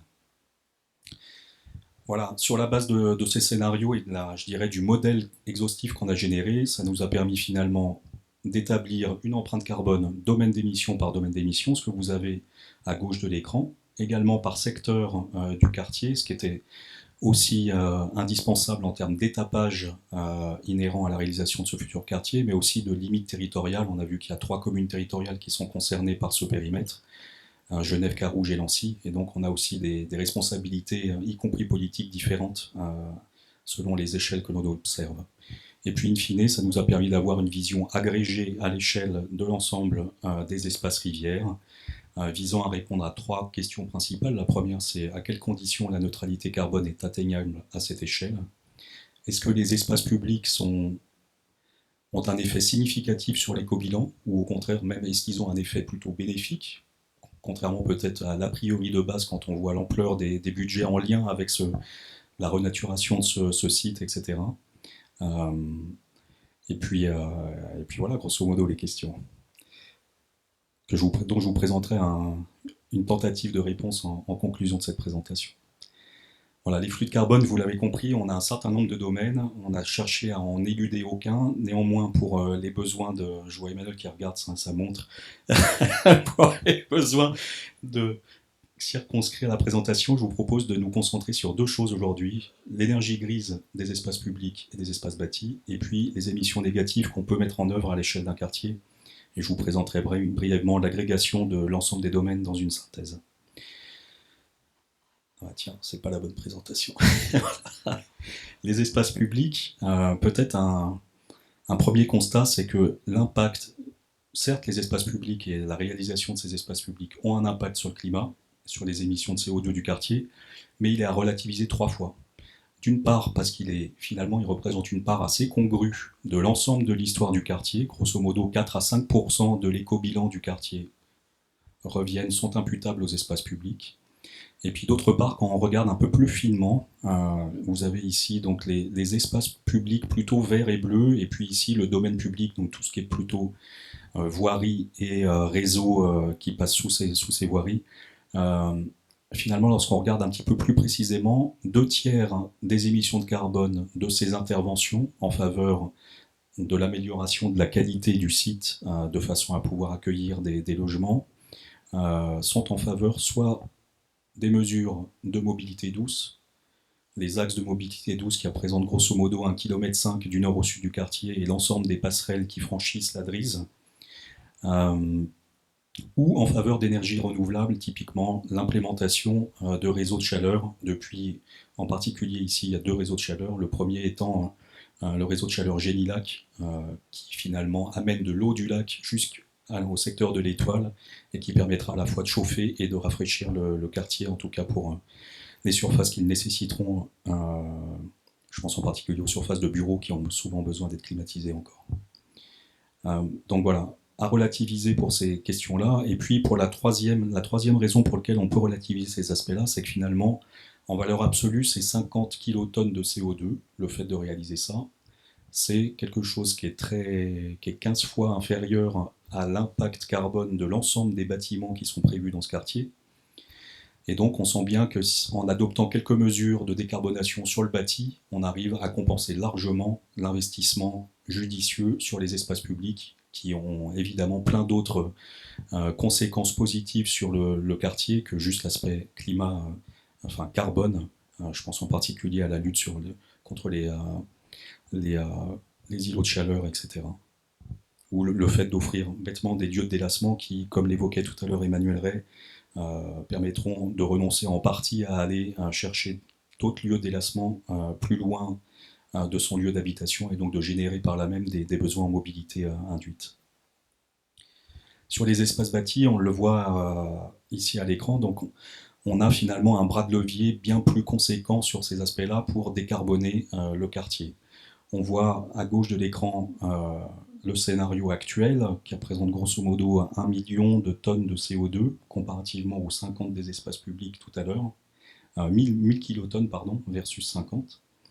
Et puis on voit que si on applique un certain nombre de mesures qui permettent de s'inscrire dans le scénario sobriété neutre en carbone, l'économie qu'on génère en faisant ça, c'est 200 kilotonnes, donc 4 fois l'impact des espaces publics. Donc là encore, le message, c'est sacrifier quelques espaces publics parce que, soi-disant, ça a un impact sur le climat, c'est une fausse piste de réflexion et c'est plutôt une piste sincèrement plutôt économique, d'économie, comme on peut le voir souvent dans beaucoup d'opérations où le CFC 4, donc le CFC concernant les aménagements extérieurs, qui arrive en fin de chantier et souvent dégarni parce qu'il a fallu faire face à des surprises en cours de chantier, des plus-values ou que sais-je.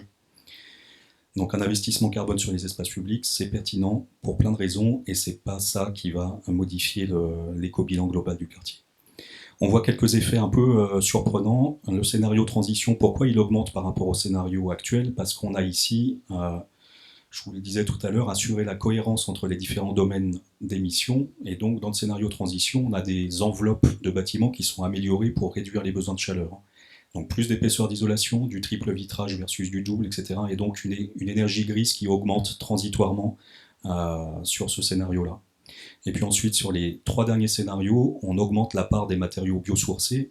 25% des bâtiments dans le scénario captation sont réalisés avec des matériaux biosourcés, puis 50%, puis 100% ici, pour un peu tester plus l'hystérésis de l'énergie grise, plutôt qu'une vision réaliste de ce qui va se produire dans le cadre de cette opération, puisque compte tenu des gabarits de certains bâtiments, en particulier le secteur de l'Étoile, on a des tours qui peuvent gravir jusqu'à 200 mètres. Donc là, il est peut-être un peu plus complexe d'imaginer des réalisations intégralement en bois, mais voilà. Ça permet de voir un petit peu l'élasticité maximale, le bras de levier maximal qu'on a sur les matériaux de construction, étant entendu que d'ici 2050, l'industrie des matériaux, y compris le béton, va se décarboner. Et la KBOB, qui est un peu qui fait foi en termes de base de données sur l'impact des matériaux, a fait cet exercice je dirais, d'incrémenter l'ensemble des progrès techniques qui sont possibles dans chacun des domaines des matériaux de construction. Et on se rend compte qu'aujourd'hui, grosso modo, on peut espérer que d'ici 2050, l'industrie des matériaux se soit suffisamment décarbonée pour qu'un bâtiment construit en béton en 2050 émette aussi peu de CO2 qu'un bâtiment construit en bois aujourd'hui. Et voilà, il nous semblait assez intéressant de le mentionner dans le cadre de ce projet, compte tenu de l'échéance finale des dernières livraisons qui vont avoisiner 2045-2050. Donc là, je vais passer TIC mobilité. Voilà, séquestration. On a un peu 2 solutions pour amoindrir le taux de CO2 dans l'atmosphère. Le séquestrer. 2 options dans le cadre de ce quartier. On a parlé de la croissance de la végétation. C'est quelque chose qui est pas tout à fait l'épaisseur du trait, mais néanmoins, on voit qu'à cette échelle-là, et compte tenu de la densité humaine qui est prévue ici, l'impact du projet paysager est assez faible sur le bilan carbone global. C'est 3 kilotonnes de CO2 versus les 50 que je vous évoquais pour les espaces publics tout à l'heure.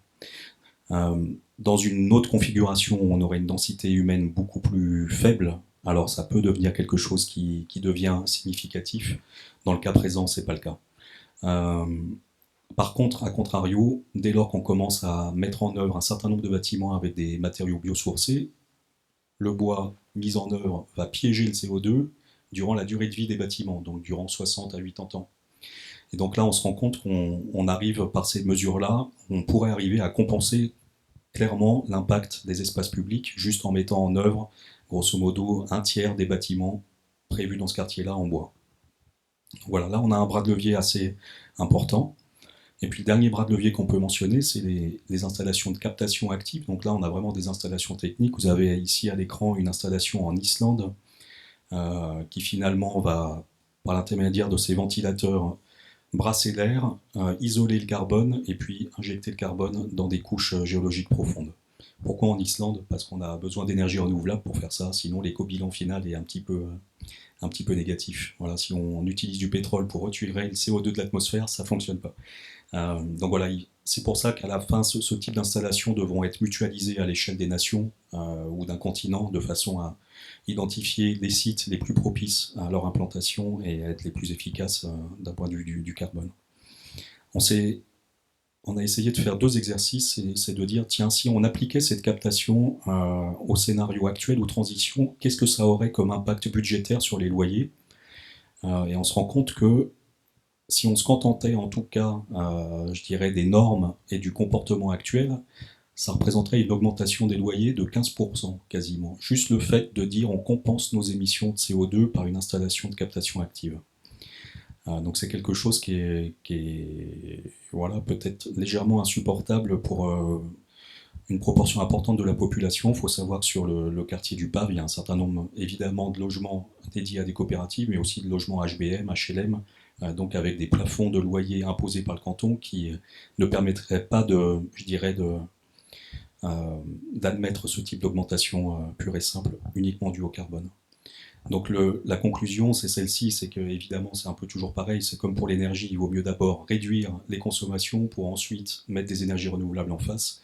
Ici, pour le carbone, c'est la même chose. On ne peut, à mon avis, pas se substituer à des mesures de décarbonation et puis éventuellement ensuite avoir recours de manière transitoire à des solutions de captation active pour passer les pôles, mais pas beaucoup plus, sinon ça a des conséquences financières trop importantes.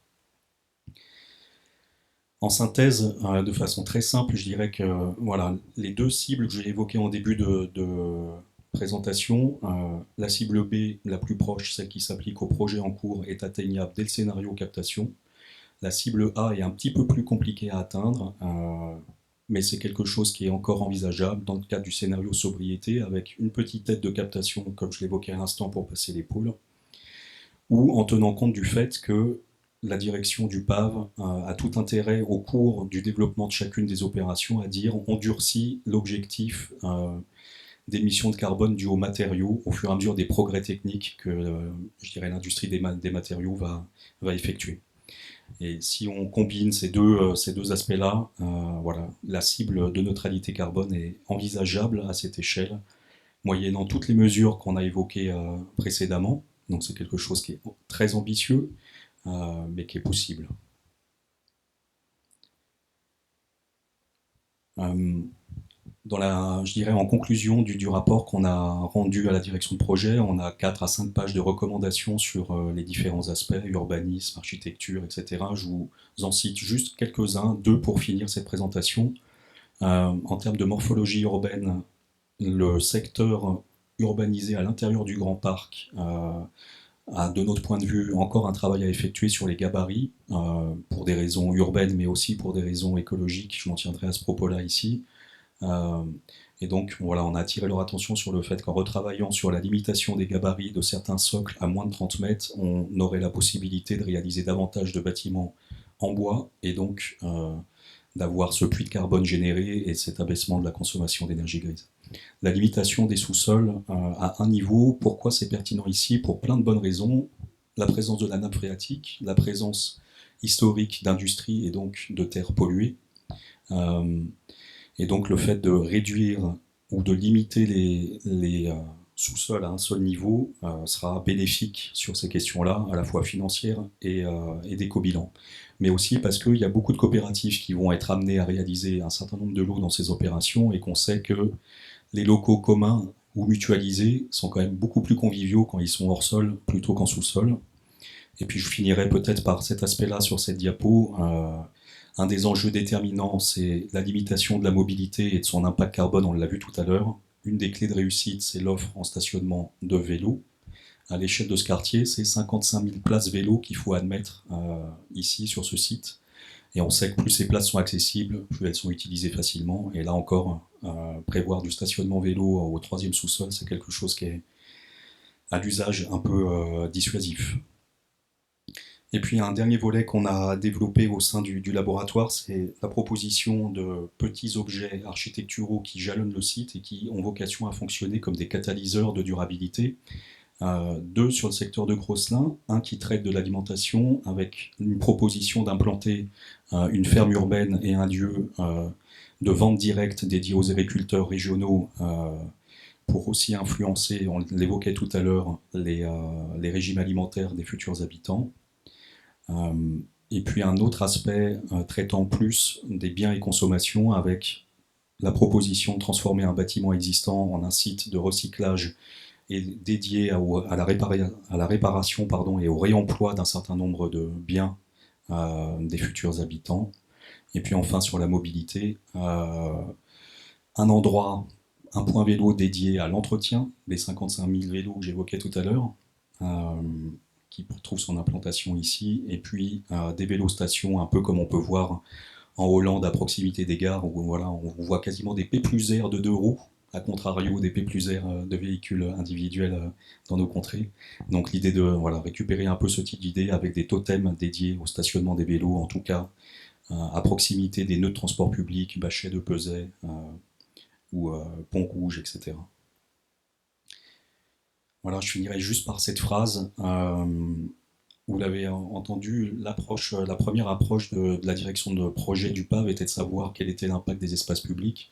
Notre conclusion assez simple, c'est de dire les espaces publics majeurs conçus comme un maillage fertile de nos tissus urbains garantissent davantage de résilience face au réchauffement global. On parlait des îlots de chaleur en particulier, tout en catalysant finalement la décarbonation de nos modes de vie.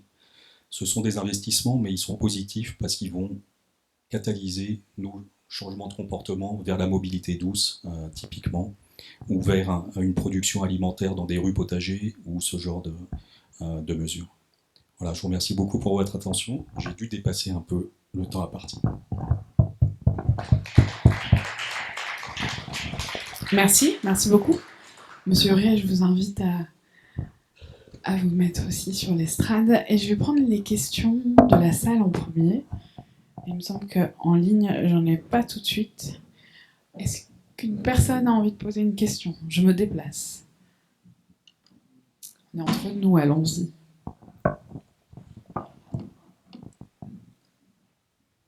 Alors, je me lance. La première. Ah, il y en a une. Ok.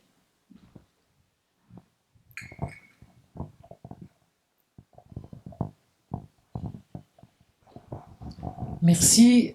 J'ai une question au service qui a organisé cette conférence. Je ne sais plus où est passée la personne qui nous l'avait cachée derrière. Madame la municipale est là. Je ne comprends pas pourquoi on vient présenter à Yverdon ce genre de choses. Nous n'avons aucune surface qui correspond à ce genre de quartier tel qu'on l'a vu ici, que ce soit en Suisse alémanique ou à Genève. Quelle est l'intention de présenter ceci? Parce que tout ce qui concerne la décarbonation, on n'a pas besoin d'autant de surface que ça pour le comprendre. Et quand je vois ce qui se passe en ce moment à Yverdon, les seuls logements qui sont faits, on démolit une villa puis on construit un bâtiment avec 2 ou 3 logements à la place. C'est les seules choses qu'on fait ici à Yverdon. Nous n'avons pas des surfaces industrielles qui sont de cette ampleur. Alors je ne comprends pas le choix de cette conférence. Merci pour la question. Je vais donner directement la parole à la municipale. Merci, bonsoir à toutes et à tous. Oui, c'est une excellente question qui nous permet de resituer finalement ce cycle de conférences. Donc nous sommes en train d'élaborer, ou plutôt même j'aurais envie de dire, j'ai même le plaisir de le dire, de finaliser en fait notre plan directeur communal, qui vient d'ailleurs d'être envoyé au canton la semaine passée, et fait ce cycle de conférences année après année, avait pour vocation de susciter le débat, de renseigner d'une certaine manière sur le devenir de notre ville, parce que finalement notre plan directeur communal va nous permettre de nous projeter sur les 15 à 25 prochaines années. Donc, et si je reviens à la thématique de ce soir, ça nous paraissait être une thématique hautement importante, parce que finalement, il s'agit bien évidemment de construire la ville et potentiellement de reconstruire la ville sur elle-même. Au-delà en fait finalement de la densification qui se fait dans notre tissu résidentiel, et c'est vrai qu'actuellement on ne voit la ville se reproduire que dans cette densification interstitielle, j'aurais envie de dire, parce qu'effectivement à la différence en fait de l'arc lémanique qui a très peu de parcelles libres ou de parcelles qui peuvent encore se densifier, nous, notre possibilité est encore assez large. Mais prochainement, vous verrez en fait des quartiers s'élever.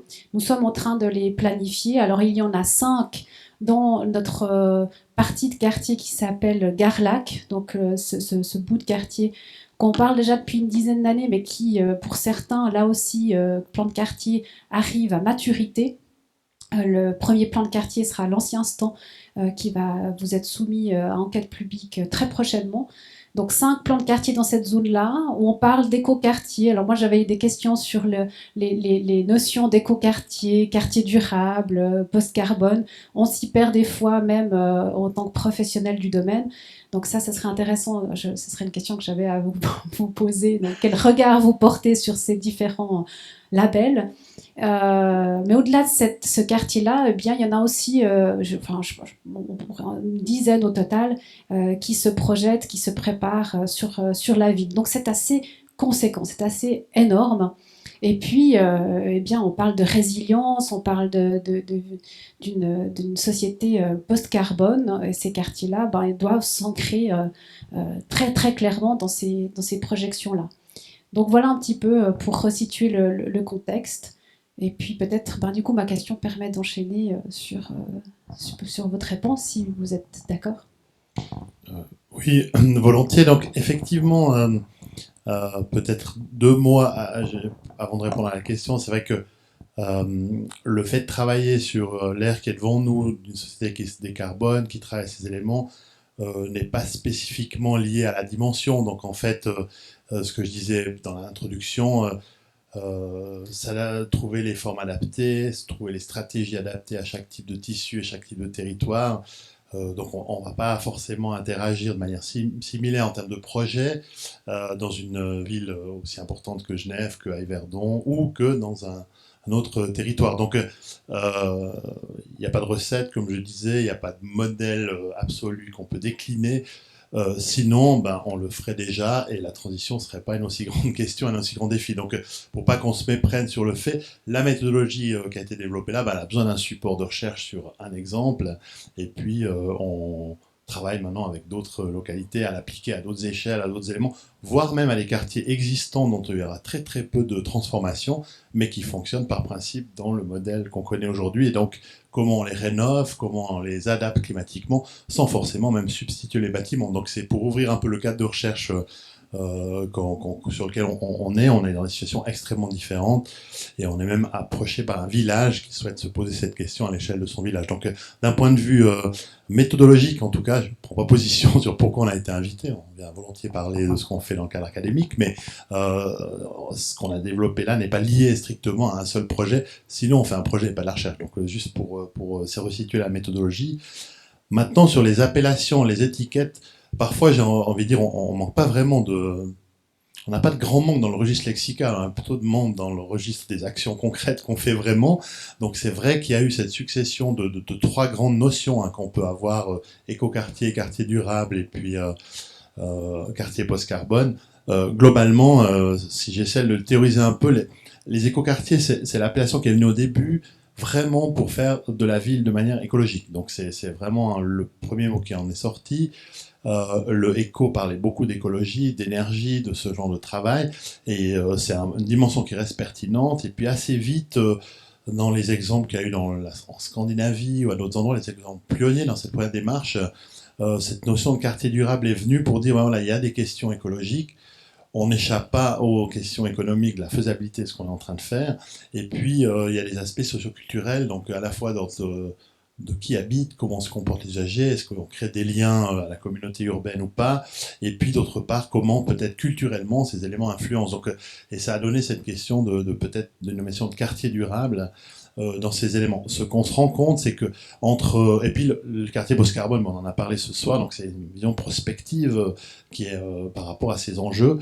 Pourquoi il y a ces 3 générations? C'est que d'une part, les connaissances globales sur les enjeux du changement climatique se précisent, augmentent, et les nouvelles sont pas bonnes, on va dire ça comme ça. Donc quelque part, on voit que l'accord de Paris et ces éléments induisent plutôt passablement d'enjeux pour pouvoir répondre aux objectifs. Donc on précise un peu mieux le cadre et ça donne à chaque échelle un peu plus de connaissances et un peu plus de perception de la différence entre la poursuite des pratiques actuelles et puis les enjeux futurs.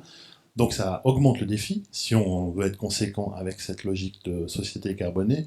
Et puis d'autre part, c'est cette partie de label où le label finalement sert à reconnaître un élément, à valider les pratiques. Au début, les labels ont tendanciellement, dans d'autres domaines aussi, un côté un peu pionnier, puis après, c'est leur but d'ailleurs, ils sont repris dans les pratiques et font augmenter plutôt la valeur moyenne de ce qui est fait que les pratiques pionnières qui vont plus loin et qui essaient de défricher encore la question pour avancer. Donc quelque part, on le voit dans les labels du bâtiment, on les voit dans les différentes choses.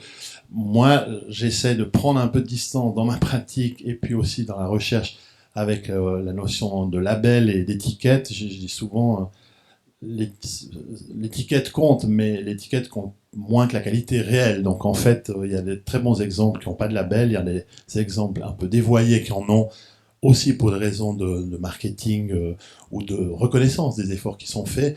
Mais voilà, il suffit pas forcément. Ça fait donc, je dirais, augmenter les pratiques de la moyenne des projets. Là, on est dans une vision prospective pour aller plus loin encore, donc pour continuer.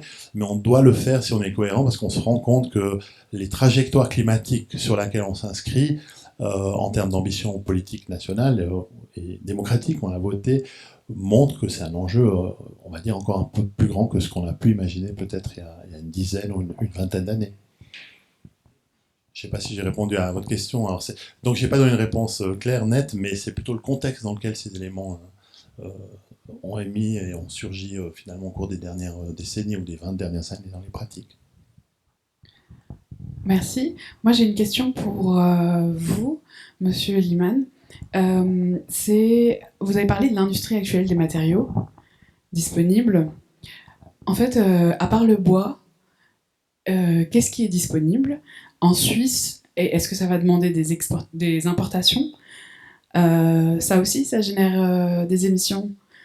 Donc comment gérer en fait ces matériaux renouvelables qui vont arriver en Suisse? Parce que je suppose, enfin vous me répondrez, mais je suppose que tout n'est pas disponible en Suisse. Peut-être je recontextualise un tout petit peu avant de répondre à votre question.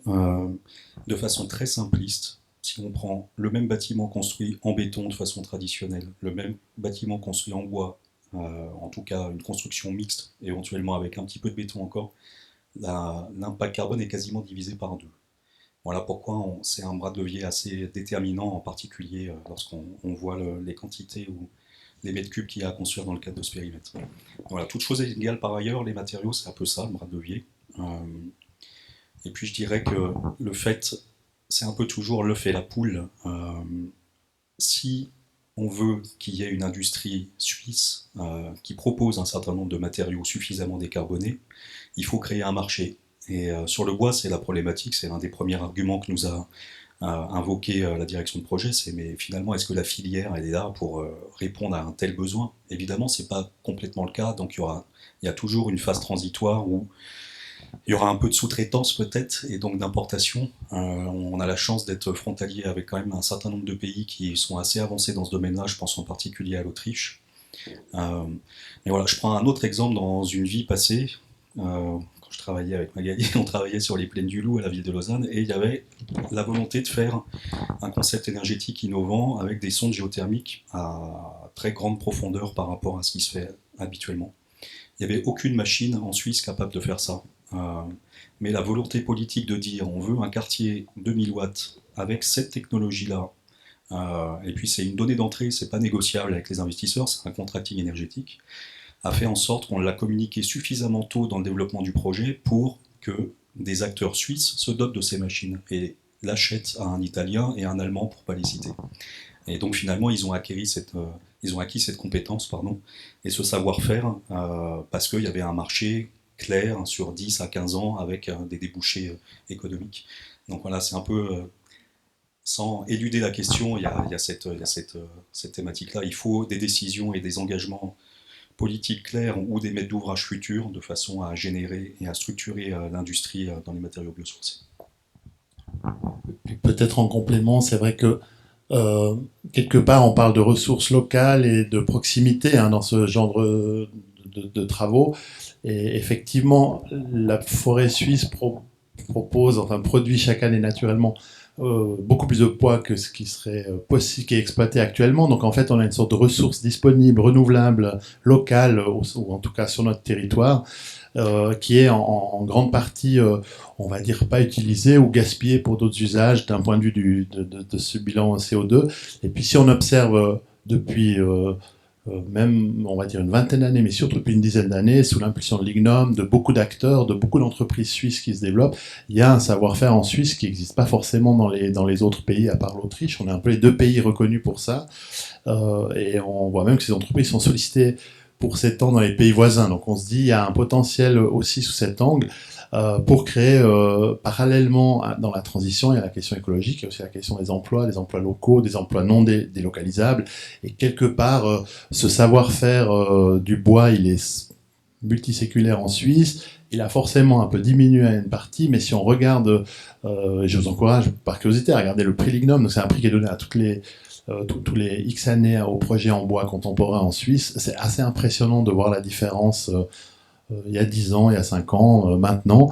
Et donc, évidemment, l'exemple commence à un exemple très important, mais c'est un élément assez significatif pour l'évolution. Et la Suède, qui a de grandes forêts et de grandes compétences un peu similaires, une des villes a décidé de construire un premier très grand quartier en bois pour susciter par la demande aussi l'innovation, le développement et des emplois locaux par rapport à ces éléments. Merci. Je vais prendre une question en ligne. Monsieur Vincent Huron demande, pour le premier intervenant, donc Monsieur Ray, 80% de la ville du futur est composée de la ville d'aujourd'hui, mais quand on sait que de nombreux îlots de chaleur aujourd'hui sont protégés par le patrimoine, centre médiéval historique, où ça ne peut pas être implanté, quartiers haussmanniens dans les toitures en tôle sur chauve et ne peuvent pas être transformés, n'y a-t-il pas un conflit d'intérêts? Comment envisager un changement de paradigme qui convienne à tout le monde? Alors, est-ce qu'il y a des conflits d'intérêts dans la fabrique et le renouvellement de la ville? La réponse, c'est oui. Donc, effectivement, de nouveau, si les choses étaient simples, elles se feraient assez fortement.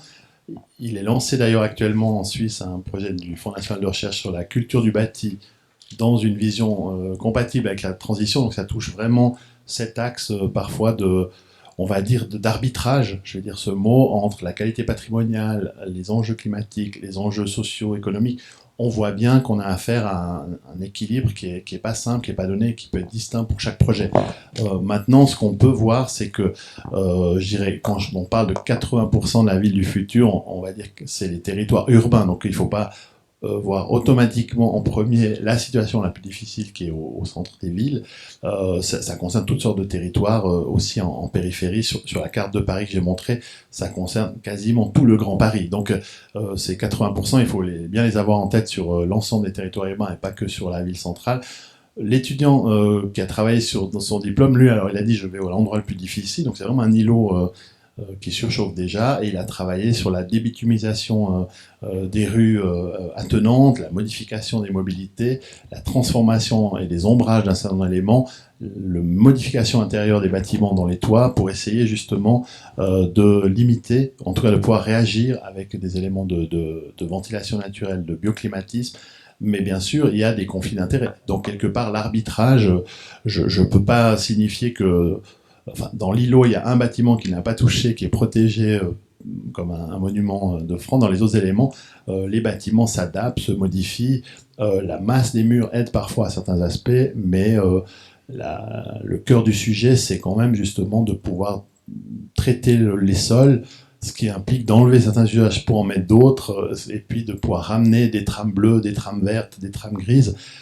Ces trois mots qu'on dit souvent dans le sol, ces trois trames, il ne faut pas tourner autour du pot, elles sont un peu en conflit actuellement. Et donc, par rapport à ces arbitrages, il y a en permanence un arbitrage à trouver.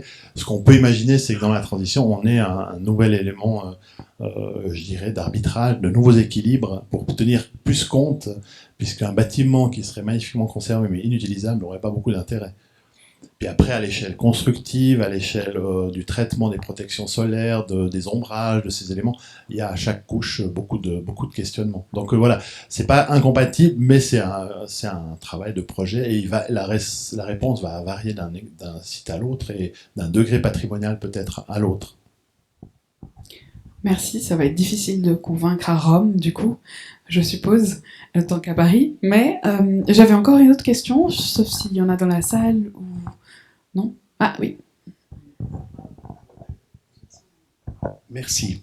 Pour la décarbonatisation, on parle effectivement d'aménagement urbain, de modèles de construction, Et il y a toute une phase aussi, un domaine aussi qu'on n'aborde pas ici, mais peut-être pour y répondre, c'est l'aspect social et le comportement des gens qui probablement est aussi important que le domaine, je dirais, construit et du développement urbain. Est-ce que vous pouvez en parler? Peut-être je donne un élément général. Puis, il y a eu cette question qui est souvent venue, mais finalement, est-ce que c'est à moins d'individus dans la société à faire des efforts, ou bien est-ce que c'est au système de s'évoluer, enfin de se décarboner et d'évoluer? Puis des recherches disaient que voilà, la part vraiment des choix individuels sur un bilan actuel, elle est l'ordre quand même de 25 à 40% de l'effet sur le bilan global. C'est peut-être le passage des 12 tonnes au chiffre qui était mis, et puis la partie système global doit aussi se substituer. On parle de chauffage à distance, on parle d'autres éléments. Donc ça veut quand même dire qu'effectivement, il faut en fait que les différents vecteurs agissent dans le même sens, et le comportement, ou en tout cas la manière de pouvoir être peut-être plus sobre dans certains aspects, compte aussi au niveau des usagers. Dans une étude qu'on avait faite, on avait fait des archétypes un peu caricaturaux. C'est la technique un scénario que technologique, un scénario que comportemental, un scénario fait que de circularité. Aucun n'atteignait vraiment les objectifs, et c'était en combinant les choses qu'on y arrivait. Donc effectivement, c'est incontournable, mais pas suffisant, et la même chose pour les autres aspects. Et puis, je pense qu'on le voit, hein, si on imagine sur l'énergie simple, du chauffage, l'électricité, l'alimentation, ça a été beaucoup évoqué, il y a une part, et aussi la mobilité, il y a une part en fait qui revient aussi à l'usage et aux usagers. Mais ça ne suffit pas à répondre à l'ensemble des défis. Merci Emmanuel. Si je complète, ici on a un écran finalement les flux de carbone par domaine d'émission en 2050 si on applique toutes les mesures qu'on préconise dans le cadre de ce quartier-là. Et finalement, si de façon très simple, on regarde juste la droite de ce graphique, on a deux bandes bleues, enfin une bande bleue, une bande noire. La bande noire ici, c'est l'impact carbone de tous les bâtiments, infrastructures, tous les travaux qu'on a effectués pour livrer ce quartier, mais également pour faire vivre les bâtiments, en particulier en termes d'énergie. Donc pour les chauffer, les refroidir, les éclairer, etc. Énergie d'exploitation. Puis ensuite, en dessous, on a tout ce qui a une influence beaucoup plus prégnante sur les comportements individuels, en particulier l'alimentation et la mobilité, et ainsi que nos habitudes de consommation de biens et services. On se rend compte qu'en fait, on est quasiment à 55% sur la responsabilité individuelle en 2050. Aujourd'hui, c'est un petit peu inversé, comme l'évoquait le professeur Emmanuel Ray. Et puis 45%, c'est le bâti, c'est vraiment le dur, si on veut bien. Donc c'est la responsabilité des urbanistes et des architectes. Et puis ici, c'est la vie du quartier. Et donc on se rend compte qu'on se tient la main. Toutes les responsabilités sont accumulées et doivent être cumulées si on veut atteindre la neutralité carbone. Je prends juste un exemple. On applique toutes les mesures de décarbonation sur ce quartier-là sans tenir compte et sans éduquer finalement la population à un régime sain et écologique. Au lieu d'être à 1 tonne de CO2 par personne et par an, on sera à 3, si on garde nos modes alimentaires actuels. Et donc, évidemment, vous avez 1000 fois raison, les comportements individuels, dans le futur, vont en proportion augmenter dans leur impact, puisqu'on aura, pour autant qu'on ait travaillé la décarbonation des bâtiments, etc. Sur la mobilité, c'est évidemment la même chose. On ne peut pas se contenter ou imaginer qu'en substituant des véhicules thermiques par des véhicules électriques, on s'en sort facilement. Ça impose de réduire nos besoins en déplacement quotidien. On l'évoquait tout à l'heure par le fait de planifier des quartiers qui répondent à plusieurs fonctions, habitat, emploi, loisirs. Mais ça impose aussi d'avoir un comportement plus, je dirais, incitatif, ou en tout cas plus sensible des futurs habitants sur le recours au transport individuel ou à la mobilité douce, c'est évident. Et sur les aspects sociaux, moi j'entends aussi en partie dans votre propos le fait de dire qu'il n'y a pas de transition de la société vers la neutralité carbone en laissant de côté certaines tranches de la population. Et ça, c'est aussi un aspect qui est déterminant dans la neutralité carbone, oui, mais à quelles conditions et pour qui, et comment on fait en sorte qu'elle soit inclusive et non l'inverse. Merci. Moi, j'ai une question aussi sur... vous avez dit il faut travailler sur l'existant, agir dans la ville, ne pas toujours démolir, enfin ne pas démolir si possible, mais qu'il n'y avait pas de recette pour faire des écoquartiers. Pourtant, aujourd'hui, en Suisse, on en a quand même quelques-uns. Est-ce qu'il y en a un qui se détache, qui pourrait être un modèle, sans forcément être totalement répliqué dans tous les aspects, dans tous ces aspects? C'est une question qu'on me pose assez souvent, hein, moi, j'ai l'impression que si on prend un certain nombre de projets, il n'y a pas forcément un intérêt aussi littéral comme dire pourquoi on parle de Genève à Yverdon, c'est plus grand, donc les thèmes ne sont pas intéressants. En fait, c'est justement, je pense qu'il faut sortir de cette littéralité de dire là, on a trouvé le modèle ou la recette ou que sais-je, un autre mot encore, qu'on peut prendre et appliquer littéralement à un autre endroit. Je pense que c'est un mouvement multiple avec plusieurs dimensions dont une partie sont très quantifiables, d'autres sont un peu culturelles, d'autres sont un peu liées aux endroits spécifiques. Alors évidemment, le quartier que j'ai montré, le premier, on y a travaillé, donc on trouve qu'il a à son époque énormément de qualité, mais il est aussi sur mesure pour cet endroit-là, à ce moment-là, il était en avance sur son temps à ce moment-là. Le deuxième que je montre à Zurich, là, de confrère, il a beaucoup de qualité, puis il a été beaucoup reconnu parce qu'il a été beaucoup mesuré, quantifié, vérifié après sa mise en exploitation. Donc on a un retour d'expérience, on pourrait dire, et puis aussi des usagers, il y a encore des études aussi sociologiques qui se font, mais il faut pas aller le voir en disant c'est très intéressant, on va faire la même chose dans notre ville, on va peut-être s'inspirer de ces éléments. Donc voilà, on aime bien parler d'exemples inspirants plutôt que de modèles sous cet angle.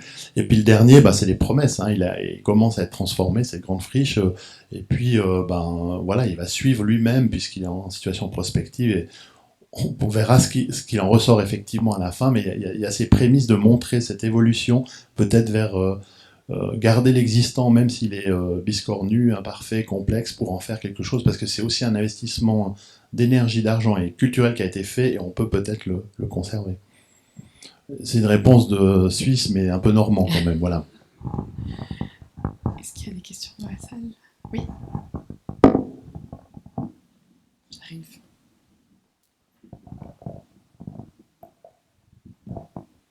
J'ai encore une question, je ne voudrais pas prendre la place de quelqu'un d'autre.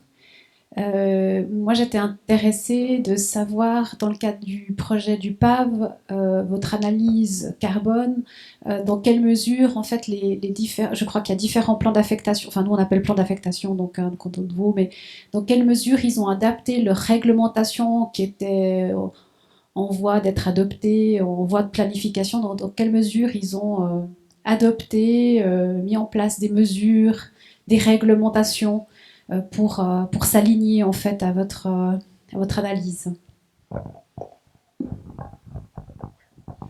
Il est un peu tôt, malheureusement, pour répondre à votre question, dans le sens où on a remis nos conclusions à l'été 2023, et puis qu'on ne s'est pas revu depuis lors, et que maintenant il y a un avenant et donc un complément de mandat qui va nous être octroyé pour établir cet éco-bilan à l'échelle du plan directeur de quartier, donc l'intégralité du périmètre. Une des mesures en tout cas, et un des éléments de cet avenant, c'est de dire on va se doter d'un outil de monitoring du carbone pour accompagner le développement de ce quartier depuis maintenant jusqu'à 2050, ou depuis l'arrivée des derniers habitants. Donc ça, c'est un élément sur lequel on va être amené à travailler à partir du mois de mars 2024. Voilà, je suis un peu emprunté pour vous faire une réponse plus précise, malheureusement, à ce stade. Mais voilà, j'espère qu'ils ont pris un certain nombre d'éléments en compte, évidemment. Peut-être aussi, il y a plusieurs, donc là c'est des quartiers, des plans de quartiers successifs dans ce grand projet, un peu similaire peut-être à Garlac d'ailleurs, par rapport à la découpe qui se passe, et finalement il y a des échelonnements de temps un peu différents, d'où l'intérêt de... Donc voilà, il y aura sans doute, on espère, un impact d'intégration dans les processus qui pourrait être varié entre des morceaux de ville qui sont déjà en transformation et d'autres qui sont prévus plutôt dans les 10, 15, 20 prochaines années. Et puis l'idée du monitoring, c'est peut-être justement de pouvoir avoir une sorte de suivi qui permet de voir voilà, si les étapes se font à un certain point de fonctionnement carbone, dans quelle mesure les suivants vont les rattraper ou alors ont un crédit. C'est sans doute des choses, on le voit dans la recherche, pas trop dans la pratique aujourd'hui, qui, on le sait, dans les décennies suivantes, vont avoir de plus en plus d'impact, c'est-à-dire savoir où on en est, c'est-à-dire entre la courbe qu'on a mentionnées et celle qui se passe réellement où on se situe. Indirectement, elle se fait déjà au niveau national par différents suivis. Et donc on est relativement décalé parfois par rapport à la courbe qu'on a imaginée. Donc c'est un peu à plusieurs échelons l'idée de pouvoir essayer de suivre ça. Et c'est quelque chose qui se fait dans la recherche mais qui n'est pas vraiment encore implanté. Donc on est aussi un peu dans cette registre de prospectif, on va dire encore. Oui. Merci. Je vais devoir clore le débat gentiment avec une dernière question que je prends en ligne. Toutes les personnes en ligne auront des réponses à leurs questions qui seront directement répondues par nos deux experts. La dernière question, c'est celle de Patrick Minder, architecte SARL. C'est le nom Zoom. Y a-t-il des incitations, y a-t-il des incitations pour favoriser des dynamiques de partenariat? Et après cette question, je vous propose de clore. Je la prends peut-être. Alors, c'est vrai que c'est une grande question, comment on incite les personnes à collaborer. Alors, bon, on ne fait jamais boire un âne qui a vraiment pas soif, mais par contre, il y a un certain nombre d'éléments qui sont entre la carotte et le bâton pour dire, voilà, donc il y a l'incitation positive, c'est quand même généralement de pouvoir, en amont des projets, essayer de réunir des acteurs parfois très différents pour pouvoir au moins collaborer sur les cahiers des charges qui seront mis en place. Évidemment, c'est quand il y a un changement d'affectation du site qui c'est incontournable parce que voilà, les droits à bâtir ne permettent pas de faire cette reconversion d'un site industriel en logement ou d'un site de logement abandonné en autre chose. S'il y a un changement, donc c'est obligatoire d'avoir cet élément. Mais au-delà du côté obligatoire, je pense que c'est effectivement le fait de pouvoir assez en amont avoir cet élément. Je dis souvent, il faut créer les rencontres quand tout va bien, pour qu'au moment où il y a des vraies questions d'avis divergents, de problèmes, on se connaisse déjà. Parce que si la première rencontre qui se passe entre un service public et puis des partenaires privés ou associatifs, c'est pour un conflit, c'est clair qu'on s'éloigne plutôt d'une logique de partenariat. Donc voilà, puis après, sous l'angle de l'incitation, il y a des mécanismes qui sont élaborés plutôt dans d'autres pays, mais qui consistent à anticiper le fait que dans certains cas, il y aura des plus-values foncières assez importantes, voire même très importantes, et puis bien sûr comment cet élément peut être réparti, et parfois de réserver une part qui n'est pas toujours très très grande par rapport à la plus-value prévue, pour pouvoir mettre en place des processus de type workshop, de type accompagnement, et finalement de se dire, ben voilà, il y aura parce qu'à partir du moment où les droits à bâtir, où les attentes sont faites à un certain niveau, le fait de redonner une part du bénéfice paraît être un coût, alors que peut-être en amont, imaginer avoir un 1% de la plus-value, ou je dis un chiffre, c'est tort parfois, quelques pourcents sur un élément qui sert justement à mettre de l'huile dans les rouages. Finalement, à partir du moment où on n'a pas comptabilisé comme une attente définitive, ça peut aider à avoir ce genre de choses. Donc là, on l'a vu dans certains pays, y compris en Angleterre, où ce processus autour de voilà, donc c'est pas qu'on réduit le gain, c'est qu'il n'existe pas encore parce que c'est pas fait, et on dit ben voilà, dans cet élément on peut imaginer avoir un processus qui sert d'autres éléments. Et souvent on a parlé des espaces publics, parfois c'est aussi d'autres éléments de partenariat, d'espaces particuliers, une maison de quartier, un centre socio-éducatif, donc c'est automatiquement public, etc. Mais parfois il y a des implications par partenaire qui créent un intérêt, parce que le quartier aussi un intérêt à ça, et puis ces éléments de convention en amont, quand on est en amont de tout ce processus, c'est le cas dans l'Ouest lausannois pour certaines communes qui arrivent à le faire, ça donne une incitation à se connaître, se voir, mettre sur pied ces éléments, et puis à avoir quand même une pérennisation où, je vais dire, chaque acteur retrouve sa logique malgré tout à la fin, mais il ne faut pas partir sur un projet sous une forme, et puis en cours de route dire maintenant on vous incite à être dans un grand esprit de partenariat. Les humains étant ce qu'ils sont, ça fonctionne beaucoup moins bien. Voilà. Merci beaucoup. Peut-être je voudrais amener deux retours d'expérience sur ces aspects-là. En ville de Lausanne, on a développé, il y a un certain nombre d'années en arrière, un projet qui s'appelait Les Fiches Nord, c'était 550 logements, où on avait cette problématique d'avoir une multiplicité de propriétaires fonciers qui devaient développer ce quartier ensemble.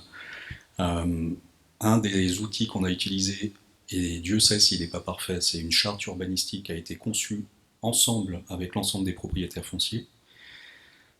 Ça a le mérite d'exister, ça a eu des effets bénéfiques, en particulier sur la limitation des des véhicules individuels parqués sous le quartier, etc. Il y a un certain nombre d'équipements qui ont pu être mutualisés par ce type d'outils. Après, on connaît les limites de ces outils qui sont peu contraignants et plutôt voilà, incitatifs. Mais je dirais peut-être l'élément le plus fort et le deuxième aspect sur lequel je voudrais rebondir, c'est si une institution publique a une volonté de faire de l'acquisition foncière forte, alors forcément, si le foncier est sous une main publique ou parapublique, ça aide à concilier ensuite l'ensemble des acteurs qui vont intervenir sur la réalisation de ce site. Et moi, je pense que c'est un outil, en tout cas en Suisse, qui est souvent pratiqué et qui est assez efficace par l'octroi de droits de superficie ensuite. On a un contrat de droit privé qui est évidemment beaucoup plus contraignant qu'une charte urbanistique qui peut être contournée à souhait.